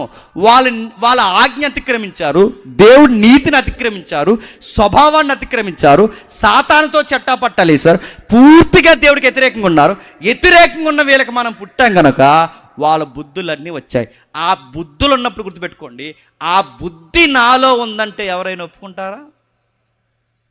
మిమ్మల్ని అడుగుతున్నాను, చెప్పండి. ఇదిగో ఆదాం బుద్ధి నీకుంది, అవ్వ బుద్ధి నీకుంది అని ఎవరినైనా అంటే ఒప్పుకుంటారా? నువ్వు చూసావా అంటారు. ఒప్పుకుంటారా అని అడుగుతున్నాను. నువ్వు చూసావా ఆదాం అంటారు. ఒప్పుకుంటారా అని అడుగుతున్నాను. మనం ఒప్పుకోవాలి అంటే గుర్తుపెట్టుకోండి, ఆదాముకి ఏ ఆజ్ఞలు పెడితే పాటించలేకపోయాడో అలాంటి ఆజ్ఞలు కొన్ని ఉంటే చెప్పండి, ఆ బుద్ధి మనకు ఉందో లేదో తెలిసిపోతుంది. అందుకే దేవుడు ఏమిచ్చాడు తెలుసా? 10 ఆజ్ఞలు ఇచ్చాడు. అంటే ఇప్పుడు ఆదాము బుద్ధి ఉన్న వాళ్ళకి ఏం జరుగుద్ది అంటే ధర్మశాస్త్రంలో ఉన్న ఆజ్ఞలు పాటించకపోవడానికి కారణం ఏంటి చెప్పిన? పూర్తిగా ఆదాము స్వభావంతో నిండిపోయాము. అందుకే దేవుడి నీతికి వ్యతిరేకంగా ఈ స్వభావం ఉంటుంది. దేవుడు అబద్ధాలు ఆడొద్దు అంటాడు, చెప్పండి, అబద్ధాలు ఆడతాం. దేవుడు దొంగతనాలు చేయొద్దు అంటాడు, దొంగతనం చేస్తాం. దేవుడు ఆశించొద్దంటాడు, ఆశిస్తాం. వ్యభిచరించొద్దంటాడు, అక్రమ మార్గాలకు తిరుగుతాం. దేవుడు ఏ జోలికి పోవద్దంటే ఖచ్చితంగా ఏదో ఒక చీకటి పని చేస్తాం. ఇవన్నీ ఎందుకు చేస్తున్నామంటే ధర్మశాస్త్రం మనకు చెబుతుంది మనలో పతనమైపోయిన బుద్ధి ఉంది. నేను ముగిస్తున్నాను, జాగ్రత్తగానండి. ఇది మనకు ఉందని తెలియాలంటే మనల్ని స్కాన్ చేసేది ఒకటి ఉండాలి, మనల్ని బయట పెట్టేది ఒకటి ఉండాలి. ఆ బయట పెట్టే దాని పేరు 10 కమాండ్స్ అంటాడు. ఏంటవి? 10 ఆజ్ఞలు. అంటే అది స్కాన్ చేసినట్టు మనల్ని బయటికి లాగుతుంది. అది బయటికి లాగి మన మీద ఏమని నేరారోపణ చేసింది ఒకసారి మీరు చూడండి. రోమిలికి రాసిన పత్రిక 3వ అధ్యాయం, రోమిలికి రాసిన పత్రిక 3వ అధ్యాయం 10వ వచనం నుండి. రోమిలికి రాసిన పత్రిక 3వ అధ్యాయం 10వ వచనం నుండి ముగిద్దాం.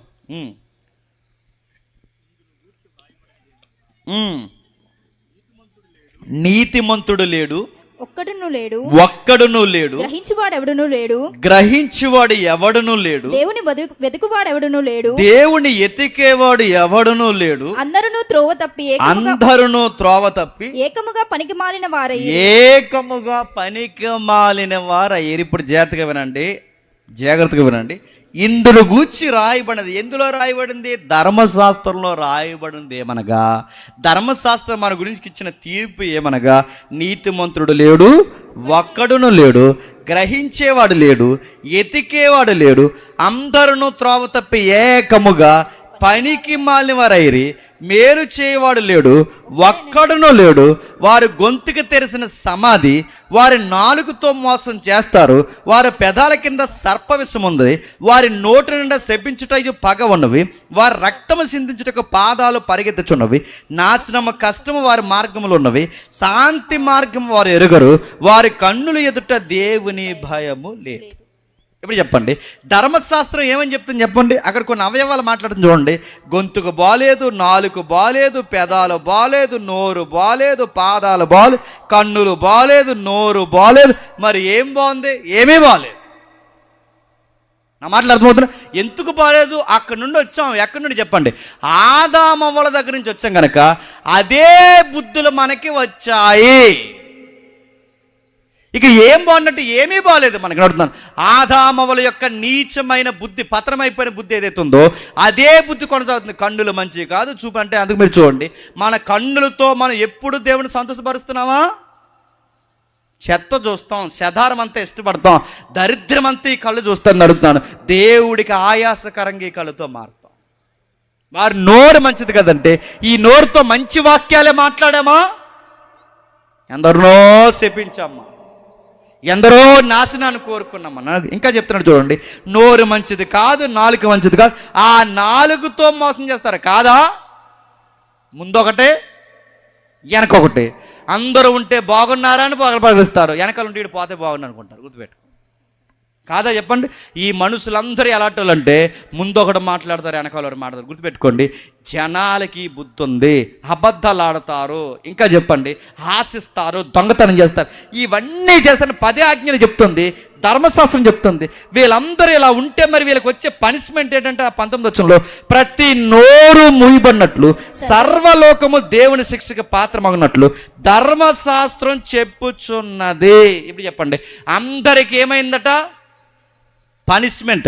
అందరికి ఏం కావాలి? ధర్మశాస్త్రం చెప్తుందట 10 ఆజ్ఞలు రక్షించడానికి బదులు మనల్ని ఏమని కోరుతున్నాయి తెలుసా? 10 ఆజ్ఞలు మనల్ని శిక్షించమని కోరుతున్నాయి. ధర్మశాస్త్రం మనం రక్షించమని కోరట్లేదు. చెప్పండి, మనల్ని శిక్షించమంటుంది. ఎందుకు శిక్షించాలంటే ఏ అవయవం వీళ్ళది మంచిది కాదు, వీళ్ళ హృదయం మంచిది కాదు, కన్నులు మంచిది కాదు, నోరు మంచిది కాదు, నడినెత్తి మొదలుకొని అరికాల వరకు ఏ మంచి అన్నా ఉందా? ఏ మంచి లేదు. తలంపులు మంచిది కాదు, ఆలోచన మంచిది కాదు, మనిషే మంచి కాదు. మంచి కాని మనిషిని ధర్మశాస్త్రం ఏం చేయమని చెప్తుందంటే చంపేసి నరకంలో పడేయమని చెప్పింది. ఇది ఎలా ఉందంటే మన మీద ఆరోపణ చేస్తుంది. ఎలానో తెలుసా? ఒక పోలీసోడు ఎలా ఆరోపణ చేస్తుందో అలా ఆరోపణ చేస్తుందంటే మనందరినీ నేరస్తులుగా డిక్లేర్ చేసింది. ఎస్, వీళ్ళ నేరస్తులు, వీళ్ళందరూ నేరస్తులు, ఒక్కడ కూడా నీతిమంతుడు లేరు. వీళ్ళ నేరాలు ఏ విషయాలు చేశారంటే వాళ్ళ కన్నులతో నేరాలు చేస్తారు, చెవులతో నేరాలు చేస్తారు, కాళ్ళతో నేరాలు చేస్తారు, హృదయంతో నేరాలు, ప్రతి అడుగడుగునా నేరాలు చేస్తారు. ఈ నేరాలు చేసిన అందరూ సావాల్సిన వారే తప్ప బతకాల్సిన వారు కారని ధర్మశాస్త్రం డిక్లేర్ చేసిందండి. ఇప్పుడు చెప్పండి, ఈ ధర్మశాస్త్రం ఎలా చేస్తాదని దేవుడికి తెలుసా తెలీదా? తెలుసు. మరి తెలిసినా దేవుడు ఎందుకు ఇచ్చాడు? మనకి శిక్ష ఉందన్న సంగతి పాటిస్తున్నప్పుడు ప్రతి మనిషికి అర్థం కావాలి. మంచి ఒప్పుకోవాల్సింది ఏంటంటే, అయ్యా నువ్వు అబద్ధం ఆడొద్దంటావు, ఆడకుండా నేను ఉండలేను, దొంగతనం చెయ్యొద్దంటావు, చేయకుండా నేను ఉండలేను, అక్రమ సంబంధాలు వద్దంటావు, ఏదో ఒక గాడి తప్పకుండా నేను ఉండలేను, నువ్వు ఏది వద్దంటావో అదే నేను ఖచ్చితంగా చేస్తాను. ఎందుకంటే నాలో ఆదాము స్వభావం కంటిన్యూ అవుతుంది, దాన్నే పాప స్వభావం అంటారు. ఈ స్వభావం నన్ను నీ ఎదుట నీతిమంతుడిగా నిలబట్టట్లేదు. ఈ స్వభావం నాలో ఉందని నాకు తెలియాలి అంటే నన్ను స్కాన్ చేసి బయటెట్టేది ఒకటి ఉండాలి, దాని పేరు ధర్మశాస్త్రం. చెప్పండి, ధర్మశాస్త్రం మనకు జబ్బు ఉందని చెబుతుందా? ధర్మశాస్త్రం అడుగుతున్నాను, లేని జబ్బును మనకు అతికిస్తుందా? చెప్పండి. జబ్బు ఉందే, ఇప్పుడు చెప్పండి, అది ఒక విధంగా మనకు మేలు చేస్తుందా, కీడు చేస్తుందా? మేలే చేస్తుంది. అందుకే ధర్మశాస్త్రం రాకపోతే పాపం అంటే ఎట్టుదో తెలీదు. ధర్మశాస్త్రం మనకి బాగా, ధర్మశాస్త్రం మనకు విరోధమైన అట్లన రాదు. ధర్మశాస్త్రం లేకపోతే పాపం అంటే ఎట్లుతో ఎప్పటికీ నాకు తెలియదు. ఇప్పుడు గుర్తుపెట్టుకోండి, రోడ్డుకి ఎడం పక్కగా వెళితే మనకి సేఫ్టీగా ఉంటామని ఒక చట్టం లేకపోతే ఎప్పటికీ నాకు సురక్షితంగా నేను వెళ్ళలేను. నాకు చట్టం ఉంటేనే, ఒక రూల్ ఉంటేనే నాకు ఒక సెక్యూరిటీ ఉంటుంది. రూలే లేకపోతే గుద్దుకు చచ్చిపోతాం. గుర్తుపెట్టుకోండి. అంటే ఇప్పుడు చట్టం ఎడం పక్కగా వెళ్ళమని చెప్తుందంటే మంచిగా చెప్తుందా, చెడు చెప్తుందా? మంచిగా చెప్తుంది. ధర్మశాస్త్రం అబద్ధం ఆడుతుందంటే మంచి చెప్తుందా, చెడు చెప్తుందా? మంచిగా చెప్తుంది. దొంగతనం చెయ్యొద్దు అంటుందంటే మంచి చెప్తుందా, చెడు? మంచిగా చెప్తుంది. కానీ ఆ మంచి నేను పాటించలేకపోతున్నాను. ఎందుకు పాటించలేకపోతున్నానంటే ఆ పెద్దోళ్ళ బుద్ధులు మనకు వచ్చాయి. ఇప్పుడు అడుగుతున్నాను, పెద్దోళ్ళ బుద్ధులు మనకు వస్తాయి ఏంటంటే వస్తాయి, రావా? నేను ముగిస్తున్నాను, వినండి. తాతలకు బట్టపొరలు ఉంటే మనవలకు వస్తున్నాయి లేదా? వస్తున్నాయి. షుగర్లు ఉంటే వస్తున్నాయి లేదా? బీపీ ఉంటే వస్తుందా లేదా? అమ్మమ్మకి ఏదైనా జబ్బు, థైరాయిడ్ ఉంటే మీకు వస్తుందా లేదా? వస్తుందని అడుగుతున్నాను. ఏదో ఒకటి ఉంటే అంటే పెద్దోళ్ళకి ఏముంటా వస్తాయా? వస్తాయి. పాటించకపోతే జాగ్రత్తలు వస్తాయి. డిఎన్ఏలో డిసీజ్లో వచ్చినప్పుడు, మళ్ళీ చెప్తున్నాను, డిఎన్ఏలో డిసీజ్లో వచ్చినప్పుడు బుద్ధులు రావా? జబ్బులు వచ్చినప్పుడు బుద్ధులు రావా? వస్తాయి. అందుకే చూడండి, కొంతమంది కుదురులేని పిల్లల్ని చూసి వీడికి ఎవడ బుద్ధులండి అంటారు, చూసారా? ఇత్తనం నేను మళ్ళీ చెప్తున్నాను, ఆ బుద్ధిలో అంటే ఏదో ఉంటుంది బ్యాక్గ్రౌండ్. ఆడ తాతయ్యో, తాతమ్మో, అమ్మమ్మో, పెద్దమ్మో ఎవరో ఒకరు ఉంటారు. ఆ బుద్ధులు వస్తాయి, పెద్దవారు బుద్ధులు వస్తాయి. మీకు అర్థమైతే ఇప్పుడు ఆదామవలు బొంకే బుద్ధులు మనకు వచ్చాయి, ఆశించే బుద్ధులు మనకు వచ్చాయి. ఈ బుద్ధులు మనకి బతకడానికి పనిచేస్తాయా? చావడానికి తప్ప దేనికి పనికిరావు. ఇప్పుడు చెప్పండి, ఓ పక్కేమో ధర్మశాస్త్రం మంచిదేని అర్థమవుతుంది, మరో పక్క ధర్మశాస్త్రం పాటించలేకపోతున్నానని అర్థమవుతుంది. ఇప్పుడు మంచిదని పాటిస్తే పాటించలేను, పాటించలేకుండా ఉంటే బతకకుండా చెప్పండి ఖచ్చితంగా చావాలి. ఇటు చావాలా పాటించాలా? పాటిద్దామంటే పాటించలేను, అటు చావలేను. ఈ రెండిటి మధ్య ఇరుక్కుపోయాం. ఆ ఇరుక్కుపోయిన దాన్నే శిక్ష అంటారు, గుర్తుపెట్టుకో. ఇప్పుడు చెప్పండి, అందుకే పౌలు గారు పోలికగా, గుర్తుపెట్టుకోండి, పోలికగా మాట్లాడుతూ ఒక వ్యక్తి క్రీస్తునందు లేనప్పుడు, ఒక వ్యక్తి నీతి యందు లేనప్పుడు, ఒక వ్యక్తి ధర్మశాస్త్రం అండర్లో ఉంటే, ఒక వ్యక్తి దేవుడు తెలియని ముందు తన స్థితి ఎలా ఉంటుందో, మారక ముందు తన స్థితి ఎలా ఉంటుందో వివరిస్తున్నాడు. చూడండి, 7వ అధ్యాయం, రోమిలకు రాసిన పత్రిక 7వ అధ్యాయం 14వ వచనంలో, ధర్మశాస్త్రం ఆత్మ సంబంధమని ఎరుగుదుము, అయితే నేను పాపమునకు అమ్మబడి శరీర సంబంధనై ఉన్నాను. ఏలయనగా నేను చేయనది నేను ఎరుగను, నేను చెయ్య నిశ్చయించినది చేయక దేశించినదే చేస్తున్నాను. మీకేమర్థమవుతుంది? నాకు మంచే చెయ్యాలని ఉంది కానీ చేయలేకపోతున్నాను. అబద్ధాలు ఆడకూడను ఉంది కానీ అబద్ధాలు ఆడకుండా ఉండలేకపోతున్నాను. అక్కడ వరకు ఎందుకు?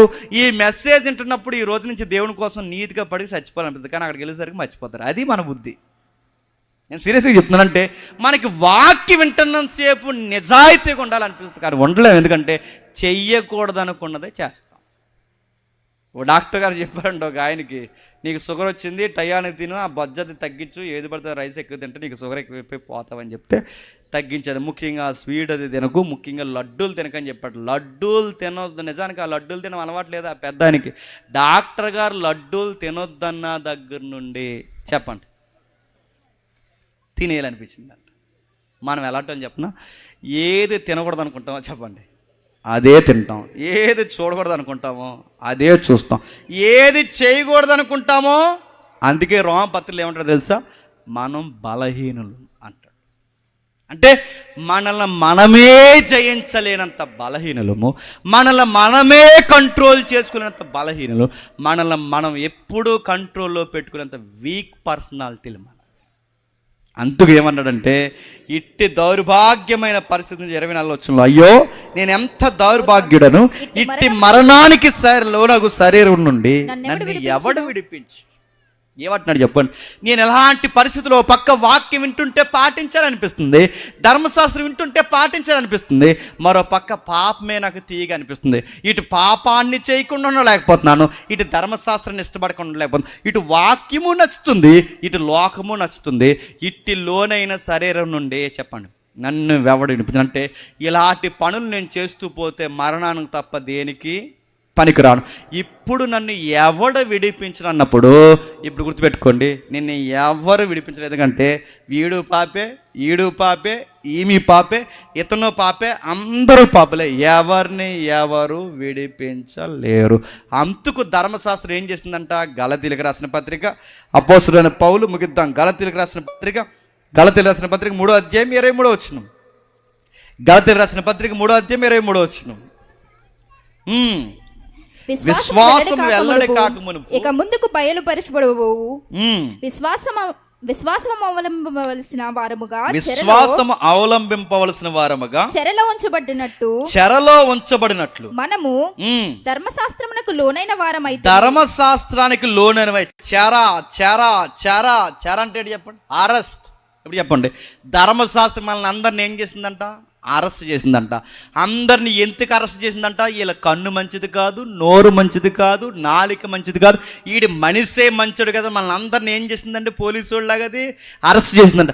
అరెస్ట్ చేసినది ఏం చేసింది? పట్టుకెళ్ళి, గుర్తుపెట్టుకోండి, అరెస్ట్ చేసినది ఏం చేసిందంటే తీసుకెళ్ళి సరాసరి జడ్జి గారి ముందు పెట్టిందంట. ఎందుకంటే పోలీసు వాళ్ళు అరెస్ట్ చేయగలరు తప్ప శిక్షలు వేయలేరు.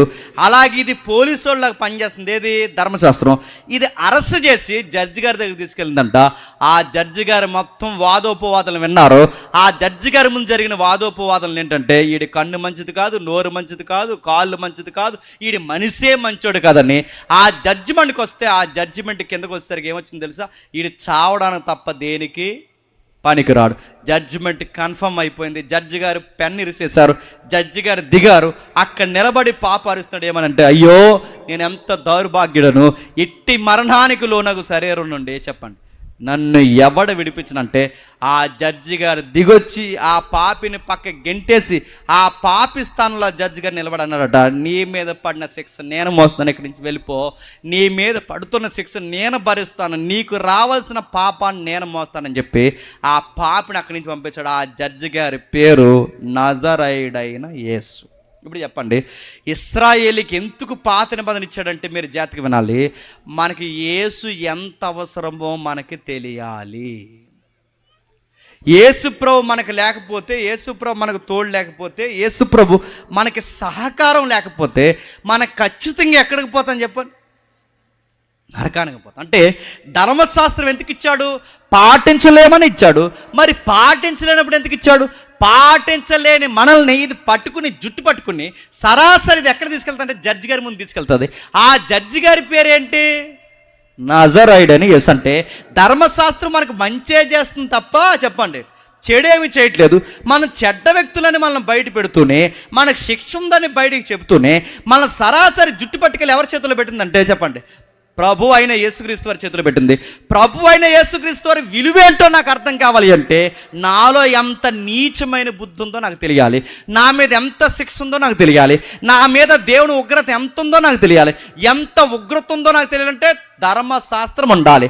ధర్మశాస్త్రం ఉంటే, రూల్ ఉంటేనే నేను ఎన్ని తప్పులు చేస్తే నాకు తెలుస్తుంది. తప్పులు చేస్తే నాకు ఎంత శిక్ష ఉందో అర్థమవుద్ది. శిక్ష నాకుంటే నేను బతకలేని నాకు అర్థమవుద్ది. నేను బతకాలంటే నాకు రక్షకుడు అవసరమని అర్థమవుద్ది. నాకు రక్షకుడు ఎవరని నెత్తుకుంటే నాకు ఒకే ఒక రక్షకుడు కనబడతాడు. ఆ రక్షకుడు పేరే ప్రభు అయిన యేసుక్రీస్తు. చెప్పండి, ఇప్పుడు ఈ రక్షకుడిని చూడాలని ఇశ్రాయేలుకి 10 ఆజ్ఞలు ఇచ్చాడు. అంటే వాళ్ళకి 10 ఆజ్ఞలు ధర్మశాస్త్రం ఎందుకు ఇచ్చాడు? వాళ్ళందరూ కలిసి పాటించలేమని వాళ్ళకి అర్థమయ్యాక, వాళ్ళు అర్థమైన తర్వాత వాళ్ళు చూడాల్సింది ఎవరో తెలుసా? ప్రభు అయిన యేసుక్రీస్తు వారిని చూడాలి. కానీ వాళ్ళు చూసారా? కట్టాల్సిన వాళ్ళే చెప్పండి తృణీకరింపడ్డారు. నమ్మాల్సిన వాళ్ళే యేసుని సిలువేశారు. యేసుప్రభుని నిలబెట్టుకోవాల్సిన వాళ్ళే యేసుప్రభుని తృణీకరించారు. వాళ్ళు తృణీకరించిన ఆయన్నే మూలక తలరాయిగా దేవుడు మార్చాడు. ఇప్పుడు వాళ్ళు కోల్పోయిన ఆ గొప్ప భాగ్యాన్ని దేవుడు చెప్పండి చీకటిలో నుండి చెప్పండి ఆశ్చర్యకరమైన వెలుగులోని కొంతమంది పిలుచుకున్నాడు. వాళ్ళని ఎక్కడి నుంచి పిలిచాడు? ఐగుప్తు నుంచి పిలిచాడు. ఇప్పుడు మనల్ని ఎక్కడి నుంచి పిలుస్తున్నాడు? చీకట్లో నుండి ఆశ్చర్యకరమైన వెలుగులోకి పిలిచాడు. ఇప్పుడు నేను ముగిస్తున్నాను వినండి. వాళ్ళని ఐగుప్తు నుంచి ఎందుకు పిలిచాడో మనల్ని చీకట్లో నుంచి ఆశ్చర్యకరమైన వెలుగులోనికి అందుకే పిలిచాడు. వాళ్ళకే పని ఉందో మనకు అదే పని ఉంది. వాళ్ళకే బాధ్యత ఇచ్చాడో మనకు అదే బాధ్యత ఇచ్చాడు. ఇప్పుడు ముగిద్దాం జాతికి వినండి.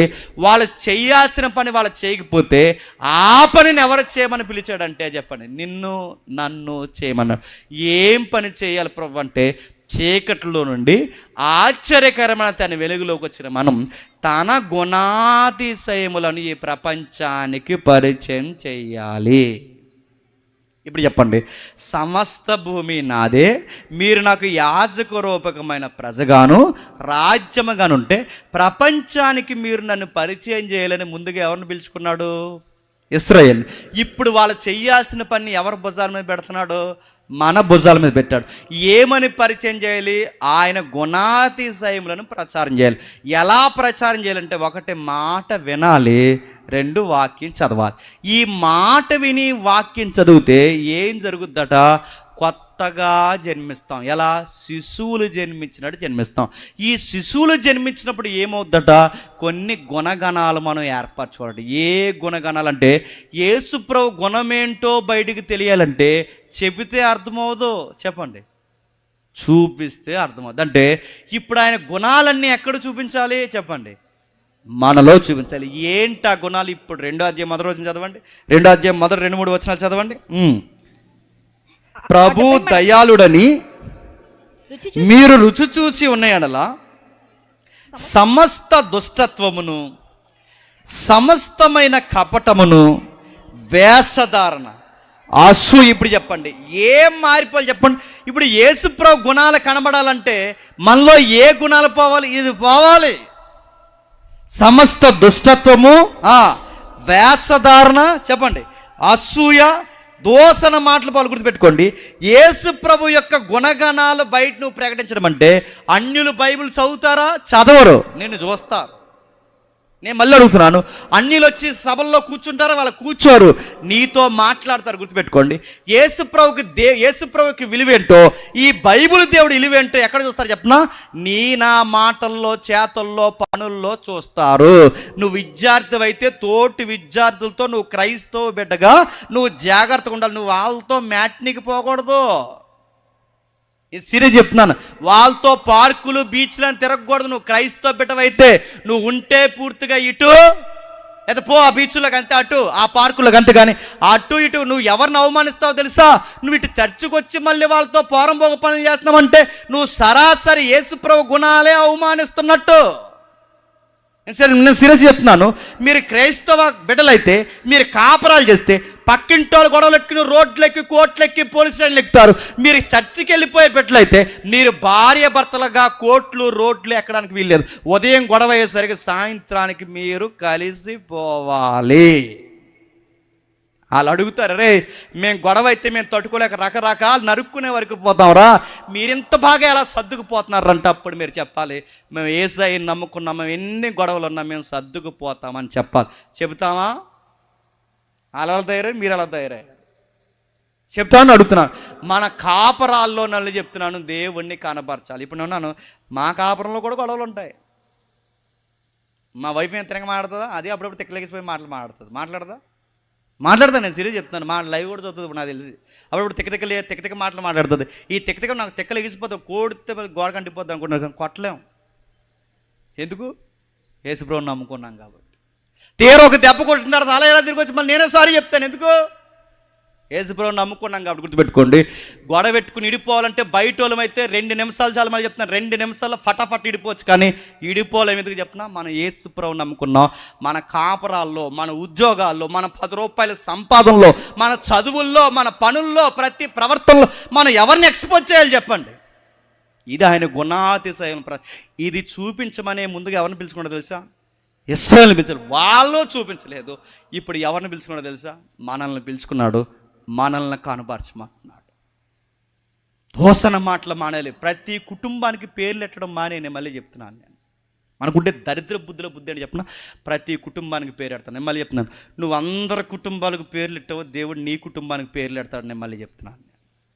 నువ్వేమనుకుంటే అనుకో, నువ్వు ఎదుటోళ్ళ పిల్లలకు పేర్లు పెట్టావు, దేవుడు నీ పిల్లలకు పేర్లు పెడతాడు.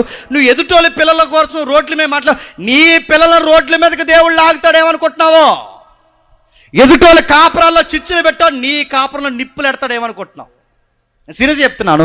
ఎదుటోళ్ళ మాటలు, ఎదుటి వారి మీద నీ మాటల చేత నిందలేస్తావు, దేవుడు నీ మీద పిడుగులేస్తాడేమనుకుంటున్నావు. మానేక నువ్వు యేసుప్రభుని నమ్మకం ముందు ఎలా ఉన్నావు వదిలే. ఇప్పుడు నీ దగ్గర అసూయ కుదరదు. నువ్వు ఎలాంటి దానివో తెలుసా? అసూయ ఉండదు. ఎంత అసూయ చెప్పినా ఎదుటోళ్ళు నీకన్నా మంచి బట్టలు వేసుకుంటా చూడాలి. ఇదేం బుద్ధి అండి? నువ్వు మళ్ళీ చచ్చికి వస్తాను అడుగుతున్నావు, ఎదుటోళ్ళు మంచి బట్టలు వేసుకుంటా చూడలే, బాగా రెడీ అయితే చూడలే, వాళ్ళ ఫంక్షన్ చేసుకుంటే చూడలే. మంచి బుద్ధి అన్నది? ఆడెవడైనా బైక్ కొనుక్కుంటే చూడలే, వస్తువు కొనుక్కుంటే చూడలే, ఓ కారు కొనుక్కుంటే చూడలే. అక్కడ వరకు అంతకు ఎంత అసూయ అంటే ఆ పక్కింటో నీకన్నా 2nd ఫ్లోర్ ఎత్తే నీకు షుగర్ వచ్చేది. నీకు ఆడు సైడ్ నీకు షుగర్ ఎందుకు వచ్చేది? నేను అడుగుతున్నా, ఆడ కట్టుకుంటే నీకు బాధ, నీ శాతం నువ్వు కట్టుకో. వాడు ఇల్లు కట్టుకుంటే చూడలే, బండి కొట్టుకుంటే చూడలే, వాడు ఏదైనా కట్టుకుంటే ఎదుటోళ్ళకి పేర్లు పెట్టకుండా ఉంటున్నాడు. నువ్వు ఎందుకు ఎదగమో చెప్పనా? నేను మళ్ళీ చెప్తాను, నువ్వు నేను ఎందుకు ఎదగమో చెప్పనా? మన కళ్ళు మంచివి కాదు, మన బుద్ధి మంచి, మన మనసు ఎవరైనా పచ్చుకుంటే మనం చూడాలి, అందుకే ఎదగం మనం. నేను మళ్ళీ చెప్తున్నా, మన జీవితాలు ఎక్కడేసిన గొంగలు అక్కడ ఉండని కారణం పేర్లు ఎడతాం, ఇతరులకు పేర్లు ఎడతాం. ఇతరులకు పేర్లు పెడితే దేవుడిని ఆశ్రదిస్తాడా? నేను మళ్ళీ చెప్తున్నాను, పిల్లికి బెచ్చం పెట్టం, ఎదుటోళ్ళకి ఆశీర్వాదకరంగా ఉండవు. కనీసం గుప్పడి మెతుకులు ఎవరికి పెట్టం. కానీ ఆకాశవాకులు కదా అర్థం. గుప్పులు కూడా ఎప్పటి నీకేమనుకుంటున్నావు? గుణాతిశయాలను ప్రచారం చేయడం అంటే ఏటాని గుణం చూపించడం? ప్రేమించు. మళ్ళీ చెప్తున్నాను, ఎదుటోళ్ళని ప్రేమించు. ఎదుటోళ్ళని గురించి వాళ్ళు ఎట్లాగున్నా వాళ్ళకి ఇవ్వాల్సిన గౌరవాన్ని ఇచ్చి, ఎందుకంటే వాళ్ళ దేవుని స్వరూపం గుర్తుపెట్టుకో. ఎదుటి నైబర్ని, పొరుగోడిని ప్రేమించడం రాని నీవు, ఎదుటి వ్యక్తిని ప్రేమించడం రాని నీవు నేను యేసయ్యని ప్రేమిస్తా అంటే బైబిల్ ఏమని చెప్పిన నువ్వు అబద్ధకుడు. ఎందుకంటే కళ్ళ ముందు కనబడిన సహోదరుని ప్రేమించడం రాని మనం కనబడిన దేవుని ప్రేమిస్తుంటే పచ్చి అబద్ధికులను గుర్తుపెట్టుకోండి. ఎదుటోళ్ళు ఇల్లు కట్టుకుంటున్నారా, ప్రార్థన చేయి చేతన అయితే. ఎదుటోళ్ళు బట్టలు వేసుకుంటున్నారా, బాగున్నారని చెప్పు, మంచి కితాబి. ఎదుటోళ్ళు బాగున్నారా, నాకన్నా బాగున్నారని చెప్పు. అసూయ పడొద్దు, దోసన మాటలొద్దు, కల్మసం వద్దు. ఇవన్నీ లేకుండా నన్ను ఏం చేయమంటావంటే క్రొత్తగా జన్మించాలి. క్రొత్త జన్మ ఎప్పుడు వస్తుంది చెప్పండి? వాక్యం విని చెప్పండి, వాక్యం చదివితే అప్పుడు పుడతాం. నేను అడుగుతున్నాను, రోజు వాక్యం చదువుతాను నీ ముఖానికి, సిరీస్ చదువుతున్నాను. ఆదివారం వస్తే కానీ ఆ బైబిల్ మళ్ళీ నీకు గుర్తురాదు. నీకు ఈ లోపల నీకు ఆరోగ్యం ఇచ్చేయాలి, ఈ లోపల నీ బిడ్డలను దీవించాలి, ఈ లోపల నీ ఉద్యోగం దీవించాలి, ఈ లోపల నీ ఆర్థిక నిన్ను ఎందుకు దీవించాలి? నువ్వు బైబిల్ చదువుతున్నావా? కీర్తన గ్రంథం తప్ప ఇంకే గ్రంథం నలగలేదు నీ బైబిల్లో. అది సింపుల్గా ఉందని నేను అడుగుతున్నాను. కొంతమంది సామెతలు నలిగిపోతాయి, కొంతమంది కీర్తనలు నలిగిపోతాయి. మరి మిగిలిన బైబిల్ కాదు అది. బైబిల్ చదువు, ఒక అధ్యాయం చదువు, ఒక పాట ఉండదు, బాప్టిజం ఉండదు, సహవాసం ఉండదు, ఏమీ ఉండదు. కానీ నీకు ఎగ్జామ్స్లో మాత్రం 5 క్లాస్ మార్కులు ఇచ్చాలి నీ పిల్లలకి. నీకు ఇస్తాడా? ఈ టిక్ టాక్లు ఫెయిల్ అయిపోతారు ఏమనుకుంటున్నా, మళ్ళీ చెప్తున్నాను. ఇస్తారని అడుగుతున్నాను. నీ బిడ్డల్ని ఎప్పుడు దీవిస్తాడు? నీ గుడారానికి తెగులు రాకుండా ఎప్పుడు దీవిస్తాడు? నీకు ఆరోగ్యాన్ని ఎతికిస్తాడు? ఎదుటి వారిని చూడడం మార్చుకో. ఎదుటి వారిని మంచిగా చూడు. నీ ఇంట్లో ఉన్న తోటోల్ని ఎలా చూస్తావో బయటోళ్ళని కూడా అలాగే గౌరవించు. ఎందుకంటే ఎప్పటివరకు ఎలా బతికావో నాకు తెలియదు, కానీ యేసయ్యలోకి వచ్చిన తర్వాత మనలో ఒక డిగ్నిటీ ఉండాలి, ఒక ఉందాతనం ఉండాలి. ఉందాతనం ఏంటి చెప్పిన? అందరూ బాగుండాలి, ప్రతి ఒక్కరిని గౌరవించాలి. డబ్బున్న వాడిని ఒకలాగా, డబ్బు లేని వాడు ఒకలాగా కాదు. అందరూ దేవుని బిడ్డలు, అందరూ దేవుని స్వరూపం. ప్రతి ఒక్కరికి గౌరవం ఇవ్వాలి. పెద్దోడైనా చిన్నోడైనా దేవుని బిడ్డలుగా గౌరవం ఇస్తున్నావా? ఇది మారనంత కాలము నీ ప్రార్థనకి దేవుడు జవాబు ఇవ్వడు. ఇది మారనంత కాలము దేవుడు నీకు ఏ జవాబు అనుగ్రహించడు. ఈ స్వభావ గుణగణాలు నీలోకి వచ్చేంత వరకు ఆయన నీలో కనబరుచుకోకపోతే నీ జీవితం ఆశీర్వాదకరంగా ఉండదు. ఇప్పుడు చెప్పండి, వాళ్ళని ఐగుప్తు నుంచి ఎందుకు పిలిచాడు? ఇది చూపించడానికే పిలిచాడు. దుష్టత్వం పోవాలి, అసూయ పోవాలి, దొంగతనాలు పోవాలి, ఆశించడం పోవాలి, అబద్ధాలు పోవాలి, నీతికి పడి చచ్చే ఒక జాతి కావాలని కూడా వాళ్ళు రాలేకపోయారు. ఇప్పుడు వాళ్ళు చేయలేని పని ఇప్పుడు ఎవరో చెప్పినా క్రైస్తవులుగా మనల్ని పిలిచాడు. కానీ మనం ఎలా ఉన్నాం చెప్పండి? ఇశ్రాయేలుకు బావులు అయిపోయాం మనం. మొన్న మధ్య నేను ముగిస్తున్నాను, మొన్న మధ్య సంఘ పెద్దకి ముగిస్తాను, సంఘ పెద్దలకి పాస్టర్ గారికి గొడవ అయిపోయింది.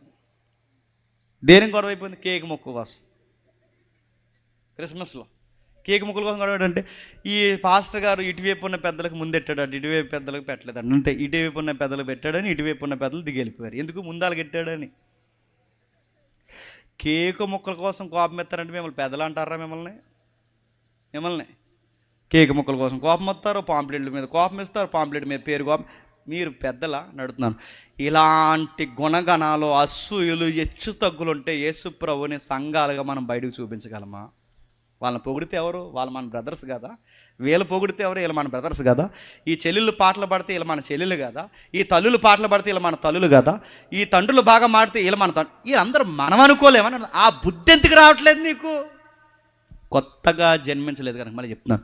ఈ ఉదార స్వభావం మనకు ఎప్పుడైతే వస్తుందో, యేసుప్రభునట నోటుతో కాదట, యేసుప్రభునట గుర్తుపెట్టుకోండి, మాటలతో కాదట. యేసుప్రభు గుణగణాలు ఎలా ప్రచారం చేస్తామంటే నా గుణగణాల నుండి చెప్పండి, యేసుప్రభు గుణాతిశయములను చెప్పండి ప్రచురిస్తూ. అంటే నా ప్రేమను చూస్తే యేసుప్రభు ఎలాగ ప్రేమించేవాడేమో అనుకోవాలి. మన కోపాన్ని చూస్తే దేవుడు ఇలాగే నీతిగా కోపపడతాడేమో అనుకోవాలి. మన ఆదరణ చూస్తే యేసుప్రభు ఎలాగ ఆదరించారు, క్రైస్తవులు ఎంత బాగా ఆదరిస్తారో యేసుప్రభు కూడా ఎలాగ ఆదరించేవాడు అని మన ప్రేమని, అనురాగాన్ని, ఆదరణని బయట వాళ్ళు చూసి నేర్చుకోవాలి. ఎలాగన్నా క్రైస్తవులని. మనల్ని బట్టి ఎవరిని నమ్మాలి చెప్పండి? దేవుడిని నమ్మాలి. కానీ మనం ఉన్నామా? ఒక ఆవిడ వార్నింగ్ ఇచ్చింది, ఆగా పాస్టర్ గారు పోనీ చూసుకుందాం అందంట. చంపేద్దాం ఆవిడ్ని. నేను అడుగుతున్నాను, పాస్ట్ గారు పోనీ చూసుకుంది, ఇలాంటివన్నీ అయ్యే మానాలి. మాట మారాలి, చేతల మారాలి, పనులు మానాలి, 10 రూపాయలు సంపాదన మారాలి. ఇవి ఎప్పుడైతే మారి మాట విని వాక్యం చదివి ఆయన గుణాల్లో నుంచి ఆయన ఎవరైతే ప్రచారం చేస్తారో, ముగిస్తున్నా, నీ గుడారానికి చెప్పండి ఏ తెగులు నువ్వు వ్యవసాయం చేస్తావా, వ్యవసాయాన్ని ఆశ్రయిస్తాడు. ఉద్యోగం చేస్తున్నావు, ఉద్యోగాన్ని ఆశ్రయిస్తాడు. ఎదుటోళ్ళు బాగును కోరుతున్నావా, నీ ఆరోగ్యాన్ని దీవిస్తాడు. ఎదుటోళ్ళు పిల్లల్ని దీవిస్తున్నావా, నీ పిల్లల్ని దీవిస్తాడు. ఎదుటోళ్ళు సంపాదన బాగుందని ఆశీర్వదిస్తున్నావు, నీ సంపాదన ఇస్తాడు. ఎదుటోళ్ళతో నువ్వు ఎలా బిహేవ్ చేస్తే దేవుడు నీతో అలాగే ప్రవర్తిస్తాడు. ఇది అర్థమైన వారు ధన్యులు, అర్థం కాని వారు మీ ఆత్మలకు మీరే ఉత్తరవాదులు. దేవుడు మిమ్మల్ని దీవించును గాక. Amen, amen, amen. ప్రార్థించారు.